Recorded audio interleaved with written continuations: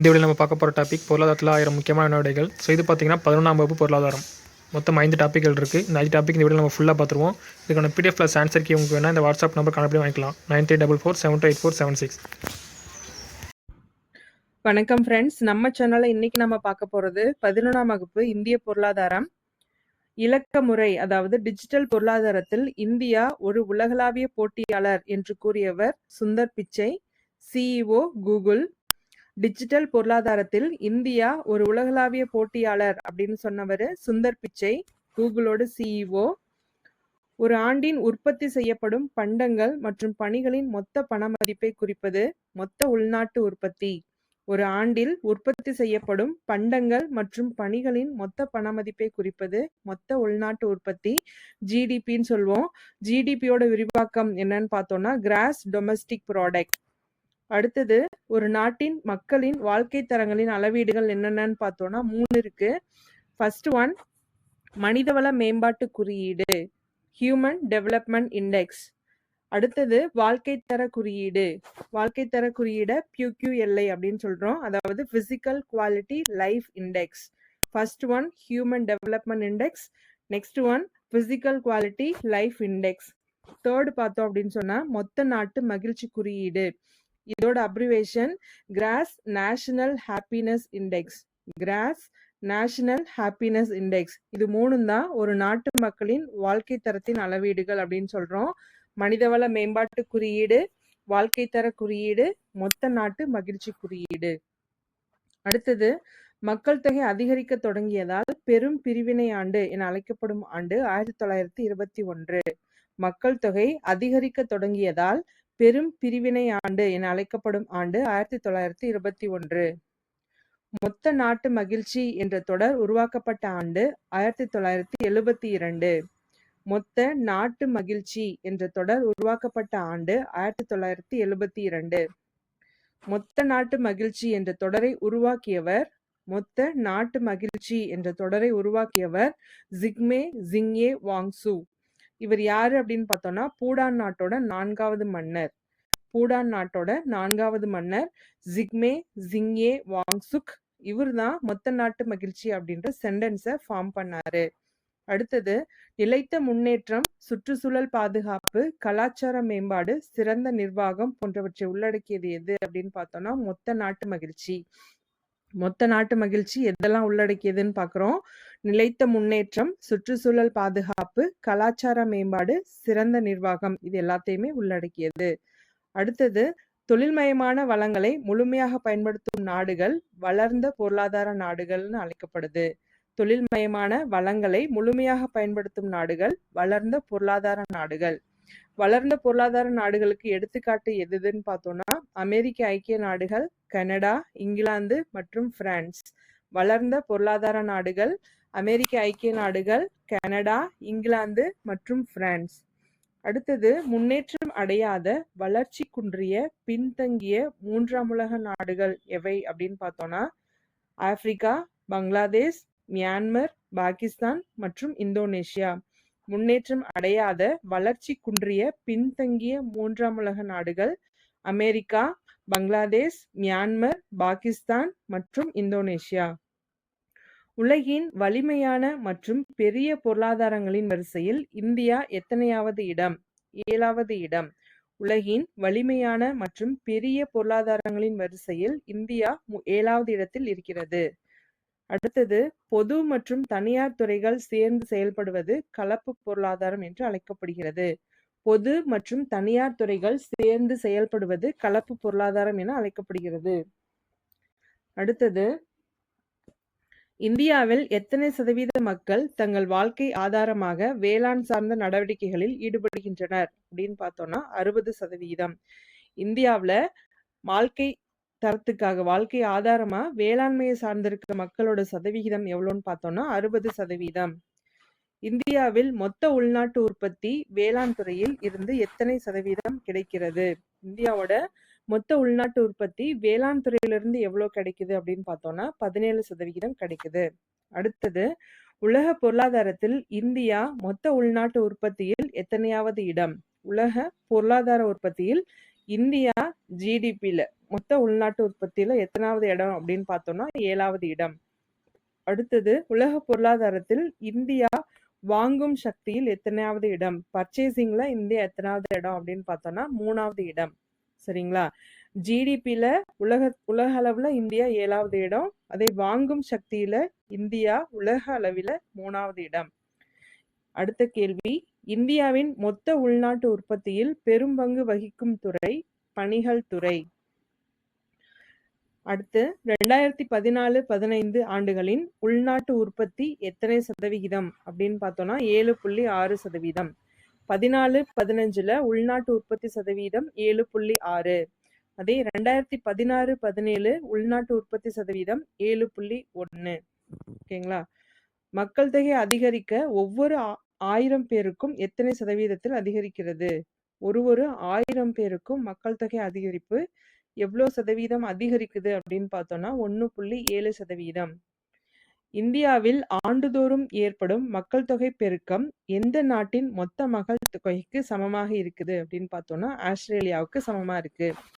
இந்தியாவில் ஆண்டுதோறும் ஏற்படும் மக்கள் தொகை பெருக்கம் எந்த நாட்டின் மொத்த மக்கள் தொகைக்கு சமமாக இருக்கு அப்படின்னு பார்த்தோம்னா ஆஸ்திரேலியாவுக்கு.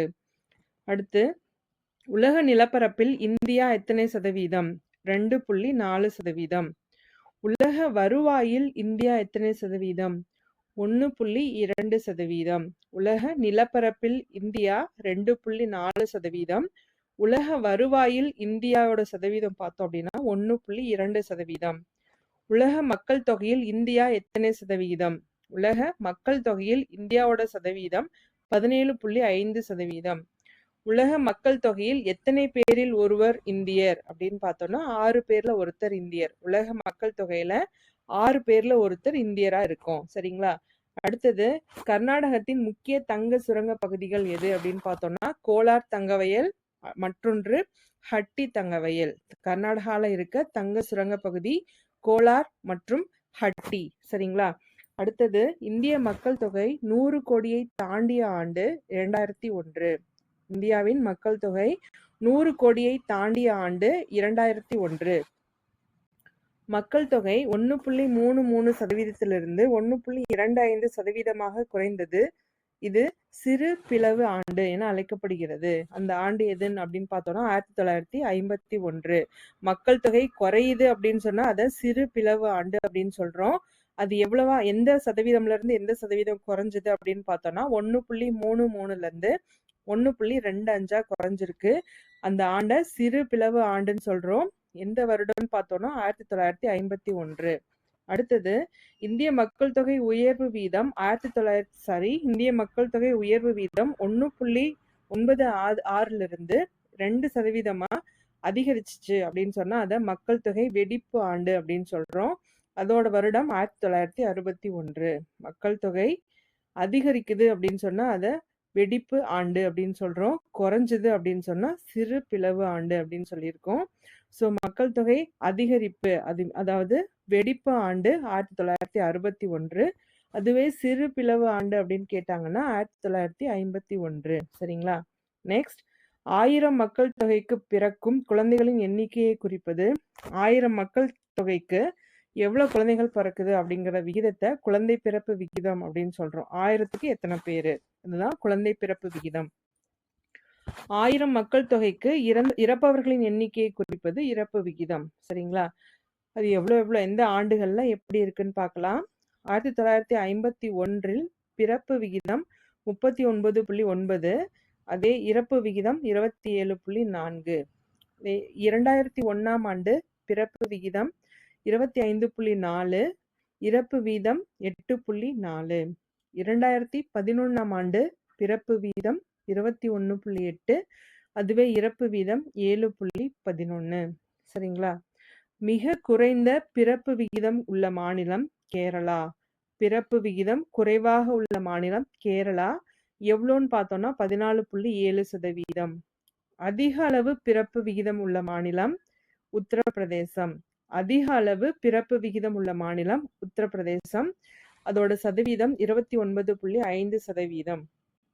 மிக குறைந்த இறப்பு விகிதம் உள்ள மாநிலம் மேற்கு வங்காளம். மிக குறைந்த இறப்பு விகிதம் உள்ள மாநிலம் மேற்கு வங்காளம் 6.3%.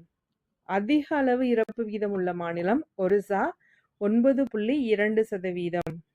அடுத்தது 2001 முதல் 2011 மாநிலங்களுக்கிடையே 10 ஆண்டுகளில் அதிக மக்கள் தொகை பெருக்கத்தை கொண்டுள்ள மாநிலம் பீகார். 2001 இருந்து 2011 அந்த 10 வருஷத்துக்குள்ளார அதிக மக்கள் தொகை பெருக்கத்தை கொண்ட மாநிலம் எது அப்படின்னு பார்த்தோம்னா பீகார். அதுவே 2001 இருந்து 2011 அந்த 10 ஆண்டுகளுக்குள்ளார குறைந்த பிறப்பு விகிதத்தை கொண்டுள்ள மாநிலம் கேரளா. சரிங்களா? மக்கள் தொகை அதிக மக்கள் தொகை பெருக்கத்தை கொண்ட மாநிலம் பீகார். அதுவே குறைந்த பிறப்பு விகிதத்தை கொண்ட மாநிலம் கேரளா. அடுத்த கேள்வி, பிமாரு என அழைக்கப்படும் மாநிலங்கள் பீகார், மத்திய பிரதேசம், ராஜஸ்தான், உத்தரப்பிரதேசம். பிமாரு அப்படின்னு சொன்னா பீகார், மத்திய பிரதேசம், ராஜஸ்தான் மற்றும் உத்தரப்பிரதேசம். அடுத்து, ஒரு சதுர கிலோமீட்டர் பரப்பளவில் வசிக்கும் மக்களின் எண்ணிக்கையை குறிப்பது மக்கள் தொகை அடர்த்தி. பர் ஸ்கொயர் மீட்டர் தான். சரிங்களா? ஒரு சதுர கிலோமீட்டர் பரப்பளவில் வசிக்கும் மக்களின் எண்ணிக்கையை குறிப்பது மக்கள் தொகை அடர்த்தின்னு சொல்றோம். மக்கள் தொகை அடர்த்திக்கான ஃபார்முலா என்னன்னு பார்த்தோம்னா மொத்த மக்கள் தொகை டிவைடட் பை அப்பகுதியின் நிலப்பரப்பு. சரிங்களா? அதே வருஷத்துக்கு எவ்வளவு மக்கள் தொகை அடர்த்தி இருக்குன்னு பார்க்கலாம். 1951ஆம் ஆண்டின்படி மக்கள் தொகை அடர்த்தி எவ்வளோன்னா 117. அதுவே 2001ஆம் ஆண்டு மக்கள் தொகை அடர்த்தி எவ்வளோன்னு பார்த்தோம்னா 325. 2011ஆம் ஆண்டின்படி மக்கள் தொகை அடர்த்தி எவ்வளோ அப்படின்னு பார்த்தோம்னா 382. அடுத்தது, இந்தியாவின் சராசரி மக்கள் தொகை அடர்த்தியை விட மிகுந்து காணப்படும் மாநிலங்கள். சராசரி அளவை விட மக்கள் தொகை அடர்த்தி மிகுதியாக இருக்க மாநிலங்கள் எது அப்படின்னு பார்த்தோம்னா கேரளா, மேற்கு வங்காளம், பீகார் மற்றும் உத்தரப்பிரதேசம். மக்கள் தொகை அடர்த்தி சராசரியை விட மிகுந்து காணப்படும் மாநிலங்கள் கேரளா, மேற்கு வங்காளம், பீகார் மற்றும் உத்தரப்பிரதேசம். மேற்கு வங்காள மக்கள் தொகை அடர்த்தி எவ்வளோ அப்படின்னு பார்த்தோம்னா 880. பீகாரின் மக்கள் தொகை அடர்த்தி 1102. மிக குறைவான மக்கள் தொகை அடர்த்தி உடைய மாநிலம் அருணாச்சல பிரதேசம். மிக குறைவான மக்கள் தொகை அடர்த்தி உள்ள மாநிலம் அருணாச்சல பிரதேசம். எவ்வளோ அப்படின்னு பார்த்தோம்னா ஒரு சதுர கிலோமீட்டருக்கு 17 நபர்கள். சரிங்களா? அடுத்தது, 1000 ஆண்களுக்கு பெண்களின் விகிதத்தை குறிப்பது பாலின விகிதம். 1000 ஆண்களுக்கு எவ்வளவு பெண்கள் இருக்காங்க அப்படின்னு சொல்றது பாலின விகிதம். பாலின விகிதம் என்னன்னு பார்க்கலாம். 1000 ஆண்களுக்கு உள்ள பெண்கள் 1951ஆம் ஆண்டு கணக்கெடுப்பின்படி பாலின விகிதம் எவ்வளோ இருந்துச்சுன்னா 946. அதுவே 2001ஆம் ஆண்டு கணக்கெடுப்பின்படி பாலின விகிதம் எவ்வளோ இருக்குன்னு பார்த்தோம்னா 933. 2011ஆம் ஆண்டு கணக்கெடுப்பின்படி பாலின விகிதம் எவ்வளோ இருக்கு அப்படின்னு பார்த்தோம்னா 940. சரிங்களா? 2011 படி குறைவான பாலின விகிதம் உடைய மாநிலம் ஹரியானா. அதோட விகிதம் 877. 2011ஆம் ஆண்டு கணக்கெடுப்பின்படி குறைவான பாலின விகிதம் உடைய மாநிலம் ஹரியானா 877. அதுவே 2011ஆம் ஆண்டின் கணக்கெடுப்பின்படி அதிக பாலின விகிதம் உடைய மாநிலம் கேரளா. அதோட விகிதம் 1084. அடுத்தது, 1901 முதல் 1911ஆம் ஆண்டு காலங்களில் வாழ்நாள் எதிர்பார்ப்பு விகிதம் எவ்வளோ இருந்துச்சுன்னா 23. 1901 முதல் 1911ஆம் ஆண்டுகள்ல வாழ்நாள் எதிர்பார்ப்பு விகிதம் எவ்வளோ இருந்துச்சுன்னா 23 இருந்தது. வாழ்நாள் எதிர்பார்ப்பு விகிதம் ஒரு வருடத்துக்கும் எப்படி இருக்குன்னு பார்க்கலாம். 1951ஆம் ஆண்டு கணக்கெடுப்பின்படி வாழ்நாள் எதிர்பார்ப்பு விகிதம் 32.1 இருந்தது. அதுல ஆண்களுக்கு 32.5 பெண்களுக்கு 31.7 இருந்திருக்கு.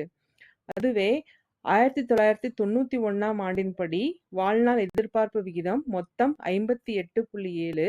அதுல ஆண்களுக்கு 58.6 பெண்களுக்கு 59 இருந்திருக்கு.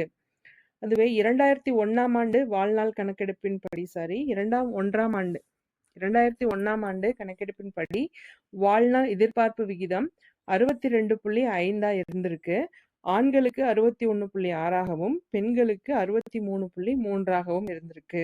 அதுவே 2011ஆம் ஆண்டு கணக்கெடுப்பின்படி வாழ்நாள் எதிர்பார்ப்பு விகிதம் மொத்தம் 63.5. அதுல ஆண்களுக்கு 62.6ஆகவும் பெண்களுக்கு 64.2ஆகவும் இருக்கு. இது வாழ்நாள் எதிர்பார்ப்பு விகிதம். சரிங்களா? அடுத்தது இந்திய கல்வி முறை அடிப்படையில் எத்தனை நிலைகளை கொண்டுள்ளது அப்படின்னு பார்த்தோம்னா 6 நிலைகளை கொண்டுள்ளது. அதுல குழந்தை கல்வி, தொடக்க கல்வி, இடைநிலை கல்வி, மேல்நிலை கல்வி, இளநிலை பட்டம், அடுத்தது முதுநிலை பட்டம்.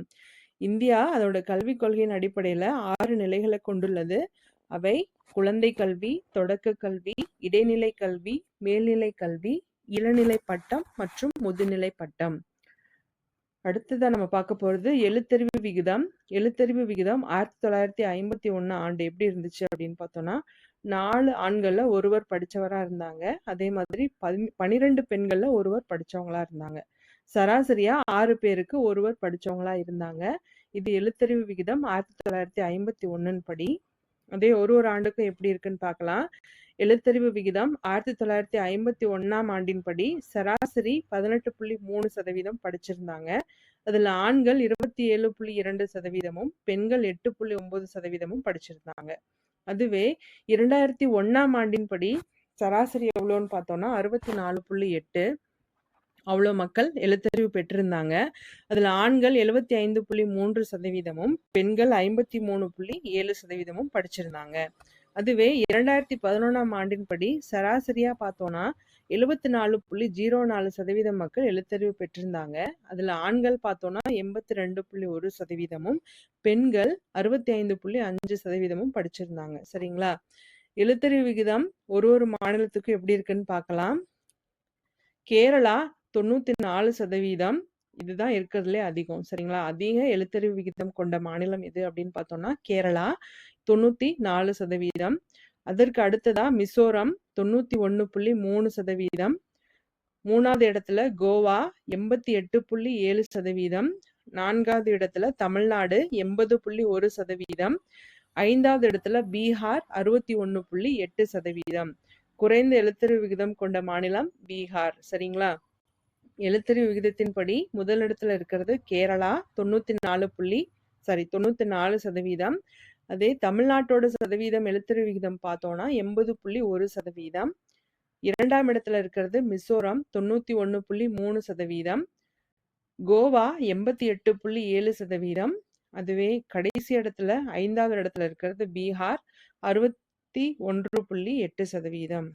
அடுத்த கேள்வி, உலகின் வலிமையான மற்றும் பெரிய பொருளாதாரத்தின் வரிசையில் இந்தியா எந்த இடத்தில் உள்ளது?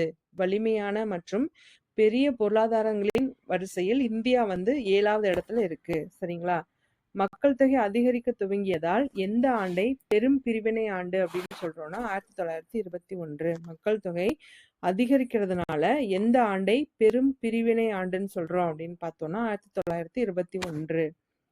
இந்தியாவில் குறைந்த நில உடைமை மற்றும் தீர்வுகள் என்ற கட்டுரை எழுதியவர் அம்பேத்கர். இந்தியாவில் குறைந்த நில உடைமை மற்றும் தீர்வுகள் என்ற கட்டுரை எழுதியவர் அம்பேத்கர். யாருடைய காலத்தில் இந்திய தொழில்நுட்ப கழகம் மற்றும் ஆராய்ச்சி நிறுவனங்கள் தொடங்கப்பட்டன அப்படின்னு பார்த்தோம்னா ஜவஹர்லால் நேரு. யாருடைய காலத்தில் இந்தியாவோட தொழில்நுட்ப கழகம் மற்றும் ஆராய்ச்சி நிறுவனங்கள் ஏற்படுத்தப்பட்டது, அதாவது தொடங்கப்பட்டதுன்னு பார்த்தோம்னா ஜவஹர்லால் நேரு. 1976 வரை மாநில அரசின் பொறுப்பில் இருந்த கல்வி அதன் பிறகு மத்திய மாநில அரசுகளின் கூட்டு பொறுப்பில் வந்தது.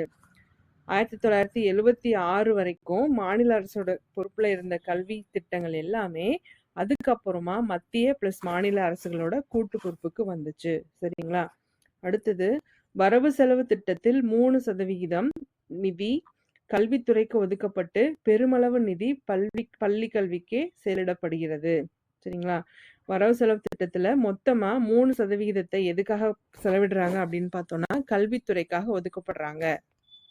அடுத்தது இந்திய ரயில்வே முதல் வைஃபை வசதியை எங்கு துவங்கியது அப்படின்னு பார்த்தோம்னா பெங்களூர். இந்திய ரயில்வே முதல் வைஃபை வசதியை எங்கு தொடங்கியது அப்படின்னு பார்த்தோம்னா பெங்களூர்ல.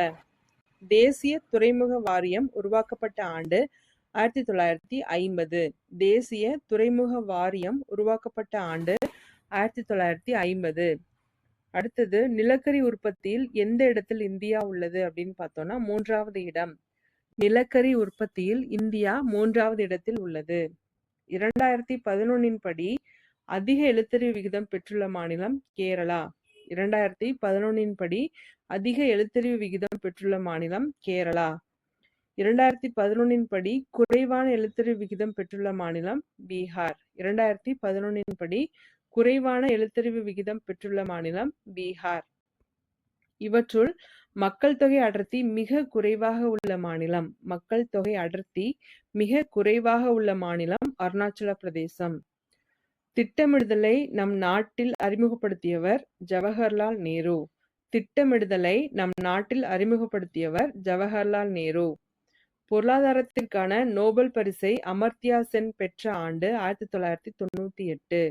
பொருளாதாரத்திற்கான நோபல் பரிசை அமர்த்தியா சென் பெற்ற ஆண்டு 1998. நாட்டு வருமானத்தை மொத்த மக்கள் தொகையில் வகுக்க கிடைப்பது தல வருமானம்.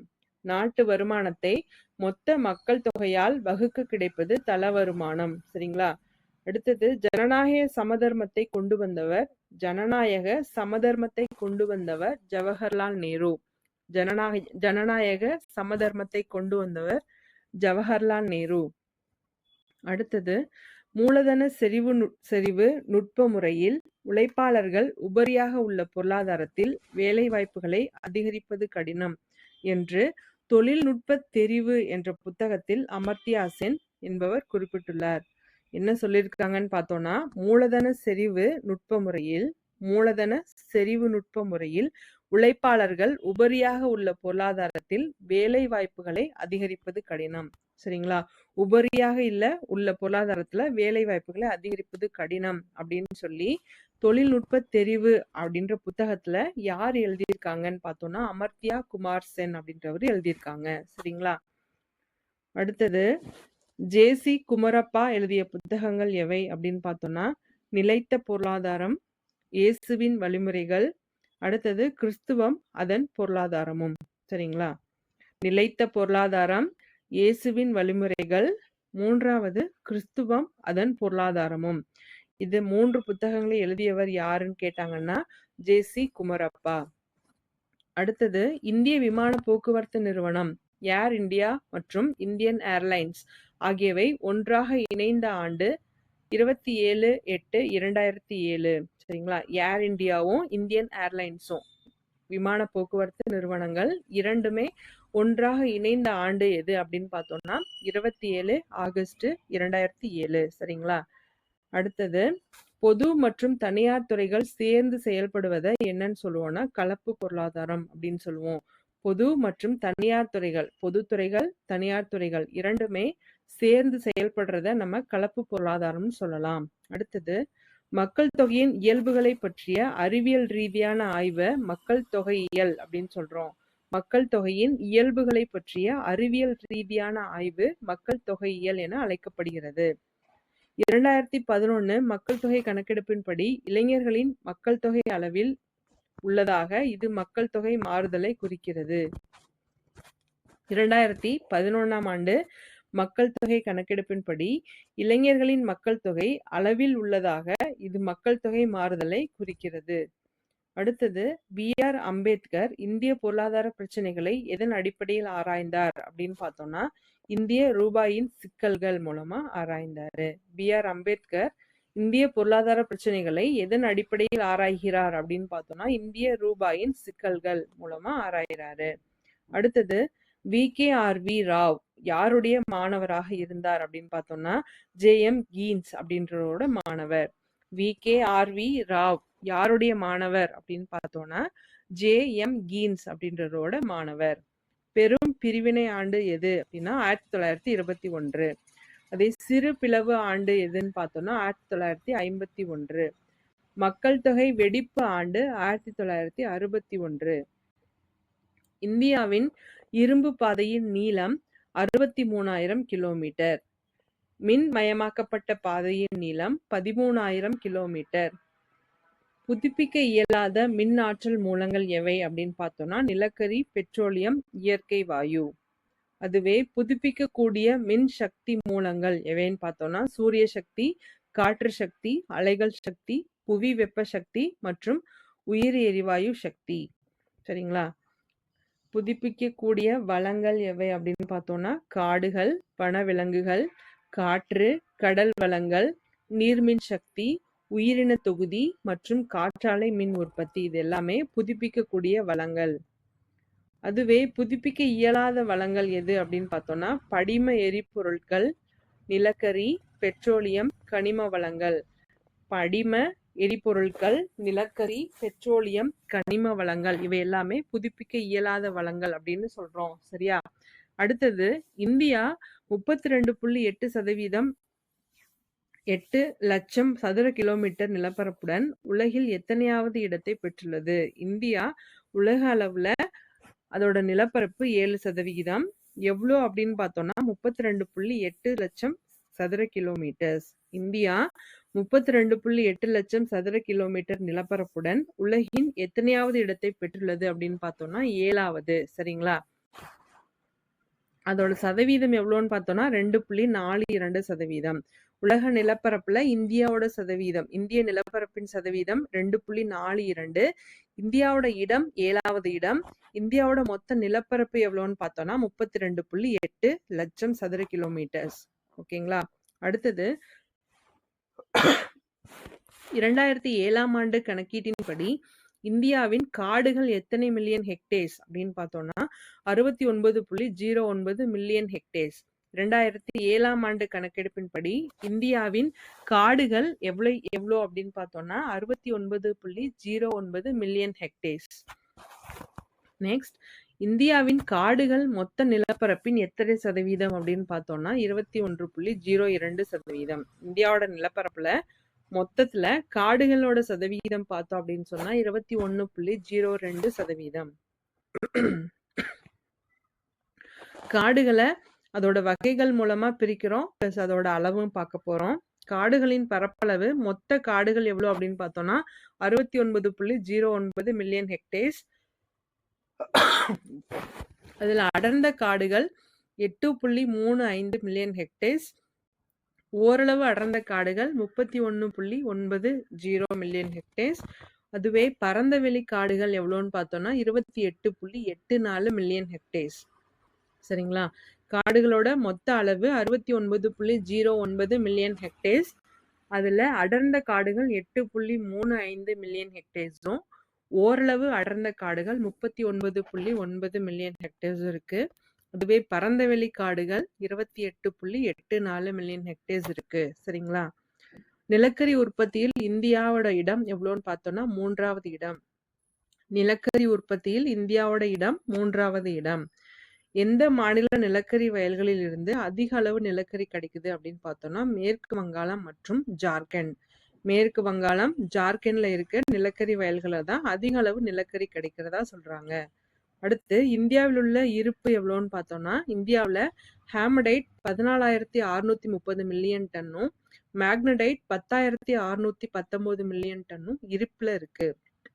இந்தியாவில் ஹேமடைட் 14,630 மில்லியன் டன்களும் மேக்னடைட் 10,619 மில்லியன் டன்களும் இருப்புல இருக்கிறது. சரிங்களா?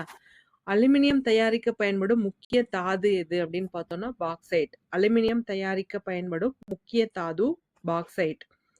60% மைக்கா உற்பத்தியுடன் முதலிடம் வகிக்கும் நாடு இந்தியா. 60% மைக்கா உற்பத்தியுடன் முதலிடம் வகிக்கும் நாடு இந்தியா.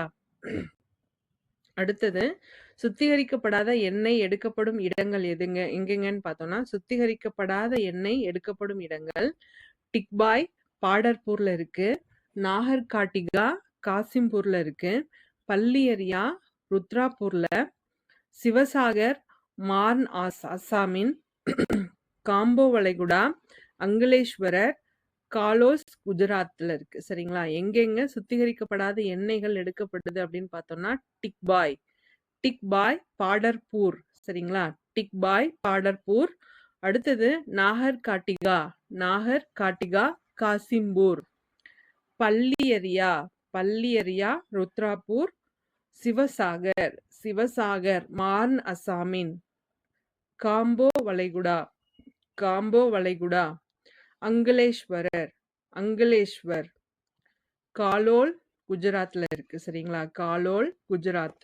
அடுத்தது தங்கம் கிடைக்கக்கூடிய பகுதிகள் எங்கெங்கன்னு பார்த்தோம்னா, கோலார் மாவட்டத்தில் உள்ள கோலார் தங்க சுரங்கம் கர்நாடகாவில் இருக்கு. கோலார் மாவட்டத்தில் உள்ள கோலார் தங்க சுரங்கம் கர்நாடகாவில். ரெய்ச்சூர் மாநிலத்தில் உள்ள ஹெட்டி தங்கவயல், ரெய்ச்சூர் மாவட்டத்தில் உள்ள ஹெட்டி தங்கவயல் கர்நாடகாவில் இருக்கு. அனந்தபூர் மாவட்டத்தில் உள்ள ராம்கிரி தங்கவயல் ஆந்திராவில் இருக்கு. சரிங்களா? கோலார் தங்கவயல் கர்நாடகா, அதே ஹட்டி தங்கவயல் கர்நாடகா, அடுத்தது ராம்கிரி தங்கவயல் ஆந்திரா. சரிங்களா? அடுத்தது காந்திய பொருளாதார சிந்தனைகளை தொடர்ந்து வலியுறுத்தவர் யார் அப்படின்னு பார்த்தோம்னா ஜே.சி. குமரப்பா. காந்திய பொருளாதார சிந்தனைகளை வலியுறுத்தியவர் ஜே.சி. குமரப்பா. ஜனநாயக சமதர்மத்தை கொண்டு வந்தவர் ஜவஹர்லால் நேரு. ஜனநாயக சமதர்மத்தை கொண்டு வந்தவர் ஜவஹர்லால் நேரு. பொருளாதாரத்துக்கான நோபல் பரிசை அமர்த்தியா சென் பெற்ற ஆண்டு 1998. பொருளாதாரத்திற்கான நோபல் பரிசை அமர்த்தியா சென் பெற்ற ஆண்டு 1998. அம்பேத்கர் முனைவர் பட்டத்திற்காக சமர்ப்பிக்கப்பட்ட ஆய்வுக் கட்டுரை. அம்பேத்கர் முனைவர் பட்டத்திற்காக சமர்ப்பிக்கப்பட்ட ஆய்வுக் கட்டுரை இந்தியாவின் தேசிய பங்கீடு பற்றிய வரலாறு மற்றும் பகுப்பாய்வு அறிவுரைகள். அம்பேத்கர் முனைவர் பட்டத்திற்காக என்னென்ன ஆய்வு கட்டுரையை சமர்ப்பித்தாரு அப்படின்னு பார்த்தோம்னா, இந்தியாவின் தேசிய பங்கீடு பற்றிய வரலாறு மற்றும் பகுப்பாய்வு ஆய்வறிக்கை தான் அவரு சமர்ப்பிச்சாரு. சரிங்களா? அடுத்தது கிராம பொருளாதார முன்னேற்ற கொள்கையின் முன்னோடி எது அப்படின்னு பார்த்தோம்னா ஜோசப் செல்லதுரை குமரப்பா. கிராம பொருளாதார முன்னேற்ற கொள்கையின் முன்னோடி யாரு அப்படின்னு பார்த்தோம்னா ஜோசப் செல்லதுரை குமரப்பா. ஜோசப் செல்லதுரை குமரப்பா அவரோட பிறப்பு எங்க அப்படின்னு பார்த்தோம்னா தஞ்சாவூர் மாவட்டத்துல 1892 பிறந்திருக்காரு. ஜனவரி 4ஆம் தேதி. இவர் என்னன்னு சொல்லுவோம்? கிராம பொருளாதார முன்னேற்ற கொள்கையின் முன்னோடி அப்படின்னு சொல்றோம். அவர் யாரு? ஜோசப் செல்லதுரை குமரப்பா. அடுத்தது குமரப்பாவை பச்சை காந்தி என்று அழைத்தவர் யாரு அப்படின்னு பார்த்தோம்னா ராமச்சந்திர குஹா அப்படின்றவரு. குமரப்பாவை பச்சை காந்தி என்று அழைத்தவர் ராமச்சந்திர குஹா. அடுத்தது பி.ஆர். பிரம்மானந்தாவின் கூற்றுப்படி சுதந்திரத்திற்கு முன்னும் பின்னும் இந்தியாவின் தலைசிறந்த பொருளியல் அறிஞர்களாக யாரை குறிப்பிடுகிறார் அப்படின்னு பார்த்தோம்னா 3 பேரை குறிப்பிடுறாரு. பி.ஆர். பிரம்மானந்தா என்னன்னு சொல்றாரு? சுதந்திரத்திற்கு முன்னும் பின்னும் இந்தியாவின் தலைசிறந்த பொருளியல் அறிஞர்களாக யாரை குறிப்பிடுறாரு அப்படின்னு பார்த்தோம்னா டி.ஆர். காக்கில், சி.என். வக்கீல், வி.கே.ஆர்.வி. ராவ் இவங்க 3 பேரையும் குறிப்பிடுறாரு. இந்தியாவின் தலைசிறந்த பொருளியல் அறிஞர்கள் அப்படின்னு சொல்லி குறிப்பிடுறாரு. யாரு அப்படின்னு பார்த்தோம்னா பி.ஆர். பிரம்மானந்தா. எந்த 3 பேரை குறிப்பிடுறாரு அப்படின்னு பார்த்தோம்னா டி.ஆர். காட்கில், சி.என். வக்கீல், வி.கே.ஆர்.வி. ராவ் இவங்க 3 பேரையும் குறிப்பிடுறாரு. சரிங்களா? அடுத்தது 1921 அம்பேத்கர் எம்எஸ்சி பட்டத்திற்காக சமர்ப்பிக்கப்பட்ட ஆய்வு கட்டுரை பிரிட்டிஷ் இந்தியாவில் மாகாண நிதி பரவல்கள். சரிங்களா? பிரிட்டிஷ் இந்தியாவில் மாகாண நிதி பரவலாக்கல் அப்படின்ற கட்டுரையை தான் அம்பேத்கர் 1921 ஆண்டு எம்எஸ்சி பட்டத்திற்காக சமர்ப்பிக்கிறாரு. சரிங்களா? பிரிட்டிஷ் இந்தியாவில் மாகாண நிதி பரவலாக்கல் அப்படின்ற கட்டுரையை பி.ஆர். அம்பேத்கர் அவர்கள் 1921 ஆண்டு எம்எஸ்சி பட்டம் பெறுவதற்காக சமர்ப்பிக்கிறாரு. அடுத்தது காந்திய பொருளாதாரம் என்ற கருத்தை உருவாக்கியவர் யாரு அப்படின்னு பார்த்தோம்னா ஜோசப் செல்லதுரை குமரப்பா. காந்திய பொருளாதாரம் என்ற கருத்தை உருவாக்கியவர் ஜோசப் செல்லதுரை குமரப்பா. அடுத்தது H.W. Singer, J.M. கீன்சின் மாணவர்களின் சிறந்தவர்களாக யாரை கருதுகிறார் அப்படின்னு பார்த்தோம்னா வி.கே.ஆர்.வி. ராவ் தான் கருதுறாங்க. சரியா? H.W. சிங்கரும் J.M. கீன்சின் அப்படின்றவரும் மாணவர்களில் சிறந்தவர்களாக யாரை கருதுறாங்க அப்படின்னு பார்த்தோம்னா வி.கே.ஆர்.வி. ராவை கருதுறாங்க. அடுத்தது இந்திய பொருளியல் வாழ்வில் என்ன தவறு அப்படின்னு பார்த்தோம்னா இந்திய பொருளியல் வாழ்வில் என்ன தவறு அப்படின்ற புத்தகத்தோட ஆசிரியர் யாரு அப்படின்னு பார்த்தோம்னா வி.கே.ஆர்.வி. ராவ். இந்திய பொருளியல் வாழ்வில் உள்ள என்ன தவறு அப்படின்ற புத்தகத்தோட ஆசிரியர் VKRV ராவ். அவரோட வருடம் பார்த்தோம் அப்படின்னு சொன்னா 1938. சரிங்களா? அடுத்தது வறுமை மற்றும் பஞ்சம், உரிமம் மற்றும் இறப்பு பற்றிய ஒரு கட்டுரையின் ஆசிரியர் யாரு? அமர்த்தியா சென். அவரோட வருடம் 1981. அந்த புத்தகம் வெளியிட்ட வருடம் பார்த்தோம்னா 1981. வறுமை மற்றும் பஞ்சம், உரிமம் மற்றும் இறப்பு பற்றிய ஒரு கட்டுரையின் ஆசிரியர் அமர்த்தியா சென். அடுத்த கேள்வி, 1923 எந்த ஆய்வறிக்கையை ஏற்று லண்டன் பொருளாதார பள்ளி அம்பேத்கருக்கு DSc பட்டம் வழங்கியது அப்படின்னு பார்த்தோம்னா ரூபாயின் பிரச்சனைகள். 1923 எந்த ஆய்வறிக்கையை ஏற்று லண்டன் பொருளாதார பள்ளி அம்பேத்கருக்கு DSc பட்டம் வழங்கியது அப்படின்னு பார்த்தோம்னா ரூபாயின் பிரச்சனைகள் அப்படின்ற புத்தகத்துக்காக. சரிங்களா? அடுத்து, இந்திய ரிசர்வ் வங்கியானது அம்பேத்கர் எழுதிய எந்த நூலின் வழிகாட்டுதலின்படி கருத்தாக்கம் பெற்றது? இந்திய ரிசர்வ் வங்கியானது அம்பேத்கர் எழுதிய எந்த நூலின் வழிகாட்டுதலின்படி கருத்தாக்கம் பெற்றது அப்படின்னு பார்த்தோம்னா ரூபாயின் பிரச்சனைகள், அதன் தோற்றமும் அதன் தீர்வும். சரிங்களா? அடுத்த கேள்வி, முழு வேலை வாய்ப்பும் பொருளாதார முன்னேற்றமும் என்ற ஆய்வு கட்டுரையை ஆசிரியர் முழு வேலை வாய்ப்பும் பொருளாதார முன்னேற்றமும் என்ற ஆய்வு கட்டுரையின் ஆசிரியர் VKRV ராவ். அடுத்து, அனைத்திந்திய கிராம தொழில் கழகத்தை எந்த ஆண்டு குமரப்பா தோற்றுவித்தார்? அனைத்திந்திய கிராம தொழில் கழகத்தை எந்த ஆண்டு குமரப்பா தோற்றுவித்தார் அப்படின்னு பார்த்தோம்னா 1935. குமரப்பா வெள்ளையனே வெளியேறு இயக்கத்தின் போது சிறையில் அடைக்கப்பட்டார். அப்போது அவர் எழுதிய புத்தகங்கள் எவைன்னு பார்த்தோம்னா நிலைத்த பொருளாதாரம், இயேசுவின் வழிமுறைகள். இரண்டுமே 1945 வெளியிட்டிருக்காரு. அடுத்தது கிறிஸ்தவம், அதன் பொருளாதாரமும் வாழ்க்கை முறைகளும். இதுவும் 1945 வெளியிட்டிருக்காரு. சரிங்களா? குமரப்பா வெள்ளையனே வெளியேறு இயக்கத்தின் போது சிறையில் அடைக்கப்பட்டார். அப்போது அவர் எழுதிய புத்தகங்கள் எவை அப்படின்னு பார்த்தோம்னா நிலைத்த பொருளாதாரம், இயேசுவின் வழிமுறைகள், கிறிஸ்தவம், அதன் பொருளாதாரமும் வழிமுறைகளும் வாழ்க்கை முறைகளும். இவை எல்லாமே 1945 அவர் எழுதியிருக்காரு. அடுத்து, யங் இந்தியா பத்திரிகையின் பணியாற்றி கொண்டு அகமதாபாத்தில் உள்ள குஜராத் வித்யாபீடத்தின் பொருளாதார பேராசிரியராக பணியாற்றவர் யார் அப்படின்னு பார்த்தோம்னா ஜோசப் செல்லதுரை குமரப்பா. அவரு யங் இந்தியா பத்திரிகையில பணியாற்றிக்கிட்டே அகமதாபாத்ல இருக்க குஜராத் வித்யாபீடத்தின் பொருளாதார பேராசிரியராகவும் பணியாற்றி இருந்திருக்காரு.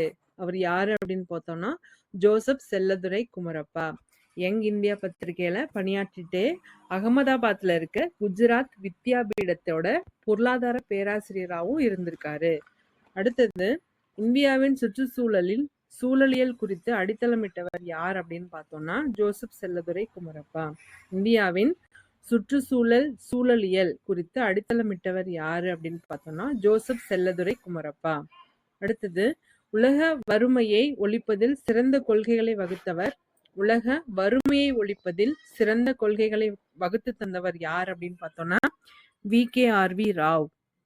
உலக வறுமையை ஒழிப்பதில் சிறந்த கொள்கைகளை வகுத்து தந்தவர் VKRV ராவ். அடுத்து, சீனா, கிழக்கு ஐரோப்பா, ஜப்பான் போன்ற நாடுகளுக்கு அரசுமுறை பயணம் சென்று அங்கிருந்து கிராம வளர்ச்சி திட்டங்களை பார்வையிட்டு இந்தியாவில் அமல்படுத்த முனைந்தவர் யார் அப்படின்னு பார்த்தோம்னா ஜோசப் செல்லதுரை குமரப்பா. இவர் நிறைய எஃபர்ட் போட்டிருக்காரு. சீனா, கிழக்கு ஐரோப்பா, ஜப்பான் போன்ற நாடுகளுக்கு அரசுமுறை பயணமா சென்று அங்க இருக்கிற கிராம வளர்ச்சி திட்டங்கள் எல்லாத்தையுமே பார்வையிட்டு அது எல்லாத்தையும் இந்தியாவில கொண்டு அமல்படுத்தணும் அப்படின்ட்டு முனைஞ்சிருக்காரு. அவரோட பேரு ஜோசப் செல்லதுரை குமரப்பா. சரிங்களா? அடுத்து, ராவ் அவர்களின் எந்த புத்தகம் பேரியல் பொருளாதாரத்தில் குறிப்பிடத்தக்க பங்களிப்பு வகிக்கிறது அப்படின்னு பார்த்தோம்னா ராவ் அவரோட புத்தகம் பேரியல் பொருளாதாரத்தில் குறிப்பிடத்தக்க பங்களிப்பு வகிக்குது. அப்படின்னா என்னென்ன புத்தகம் பார்க்கலாம்? முன்னேற்றம் அடையாத நாடுகளின் முதலீடு, முன்னேற்றம் அடையாத நாடுகளின் முதலீடு, வருமானம் மற்றும் பெருக்கி ஆகியவற்றுக்கிடையான தொடர்பு. அவரோட புத்தகத்தோட பேரு முன்னேற்றம் அடையாத நாடுகளில் முதலீடு, வருமானம் மற்றும் பெருக்கி ஆகியவற்றுக்கிடையான தொடர்பு. அது பேரியல் பொருளாதாரத்துல குறிப்பிடத்தக்க பங்களிப்பு வகிச்சிருக்கு. அந்த புத்தகம் வெளியிட ஆண்டு பார்த்தோம் அப்படின்னு சொன்னா 1952. அடுத்த கேள்வி, உழைப்பாளர்கள் உபரியாக உள்ள பொருளாதாரத்தில் வேலை வாய்ப்புகளை அதிகரிப்பது கடினம் என்று எந்த புத்தகத்தில் அமர்த்தியா சென் குறிப்பிடுகிறார் அப்படின்னு பார்த்தோம்னா தொழில்நுட்ப தெரிவு அப்படின்ற புத்தகத்துல சொல்லியிருக்காங்க. உழைப்பாளர்கள் உபரியாக உள்ள பொருளாதாரத்துல வேலை வாய்ப்புகளை அதிகரிக்கிறது கடினம் அப்படின்னு சொல்லி அமர்த்தியா சென் எந்த புத்தகத்துல குறிப்பிட்டிருக்காங்க அப்படின்னு பார்த்தோம்னா தொழில்நுட்ப தெரிவு அப்படின்ற புத்தகத்துல குறிப்பிட்டிருக்காங்க. அடுத்தது சிந்தனையாளர், ஆசிரியர், பொருளாதார ஆலோசகர் மற்றும் நேரடி கொள்கை வடிவமைப்பாளர் என்ற பார்வையில் ஜே.எம். கீன்ஸின் அடிகளை பின்பற்றியவர் யாரு அப்படின்னு பார்த்தோம்னா வி.கே.ஆர்.வி. ராவ். ஜே.எம். கீன்ஸின் அடிகளை பின்பற்றியவர் வி.கே.ஆர்.வி. ராவ். எதுக்காகலாம் அவர் பின்பற்றினாரு அப்படின்னு பார்த்தோம்னா சிந்தனையாளர், ஆசிரியர், பொருளாதார ஆலோசகர் மற்றும் நேரடி கொள்கை வடிவமைப்பாளர் இந்த எல்லா பார்வையிலுமே அவர் யார் அடிபட்டிருக்காரு அப்படின்னா ஜே.எம். கீன்ஸினை பின்பற்றிருக்காரு.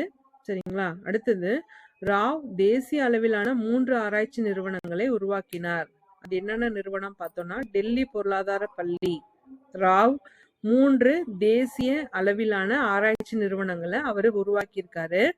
அதுல ஒன்று டெல்லி பொருளாதார பள்ளி, அது எங்க இருக்குன்னா டெல்லியில இருக்கு. அடுத்தது பொருளாதார வளர்ச்சி கழகம், அதுவும் டெல்லியில தான் இருக்கு. மூன்றாவது சமூக பொருளாதார மாற்றத்திற்கான கழகம். சமூக பொருளாதார மாற்றத்திற்கான கழகம் இது எங்க அப்படின்னு பார்த்தோம்னா பெங்களூர்ல. அடுத்த கேள்வி, தேசிய வளர்ச்சி கழகத்தை உருவாக்கியவர் ஜவஹர்லால் நேரு. தேசிய வளர்ச்சி கழகத்தை உருவாக்கியவர் ஜவஹர்லால் நேரு. அடுத்து இந்த கொள்கையின் அடிப்படையில் காந்திய பொருளாதாரம் இயங்குகிறது. என்ன கொள்கைன்னு பார்த்தோம்னா ஒழுங்குநெறி கொள்கை. சரிங்களா? இந்த கொள்கையின் அடிப்படையில் காந்திய பொருளாதாரம் இயங்குகிறது அப்படின்னு பார்த்தோம்னா ஒழுங்குநெறி கொள்கை. அடுத்தது பி.ஆர். அம்பேத்கர் இந்திய பொருளாதார பிரச்சனைகளை இதன் அடிப்படையில் ஆராய்கிறார். எதன் அடிப்படையில் பார்த்தோம்னா இந்திய ரூபாயின் சிக்கல்கள். பி.ஆர். அம்பேத்கர் இந்திய பொருளாதார பிரச்சனைகளை இதன் அடிப்படையில் ஆராய்கிறார். எதுன்னு பார்த்தோம்னா இந்திய ரூபாயின் சிக்கல்கள். சரிங்களா? வணக்கம் ஃப்ரெண்ட்ஸ். இப்போ நம்ம பார்க்க போறது 11ஆம் வகுப்பு இந்திய பொருளாதாரம் சுதந்திரத்திற்கு முன்னும் பின்னும் பார்க்க போறோம். வாங்க பார்ப்போம்.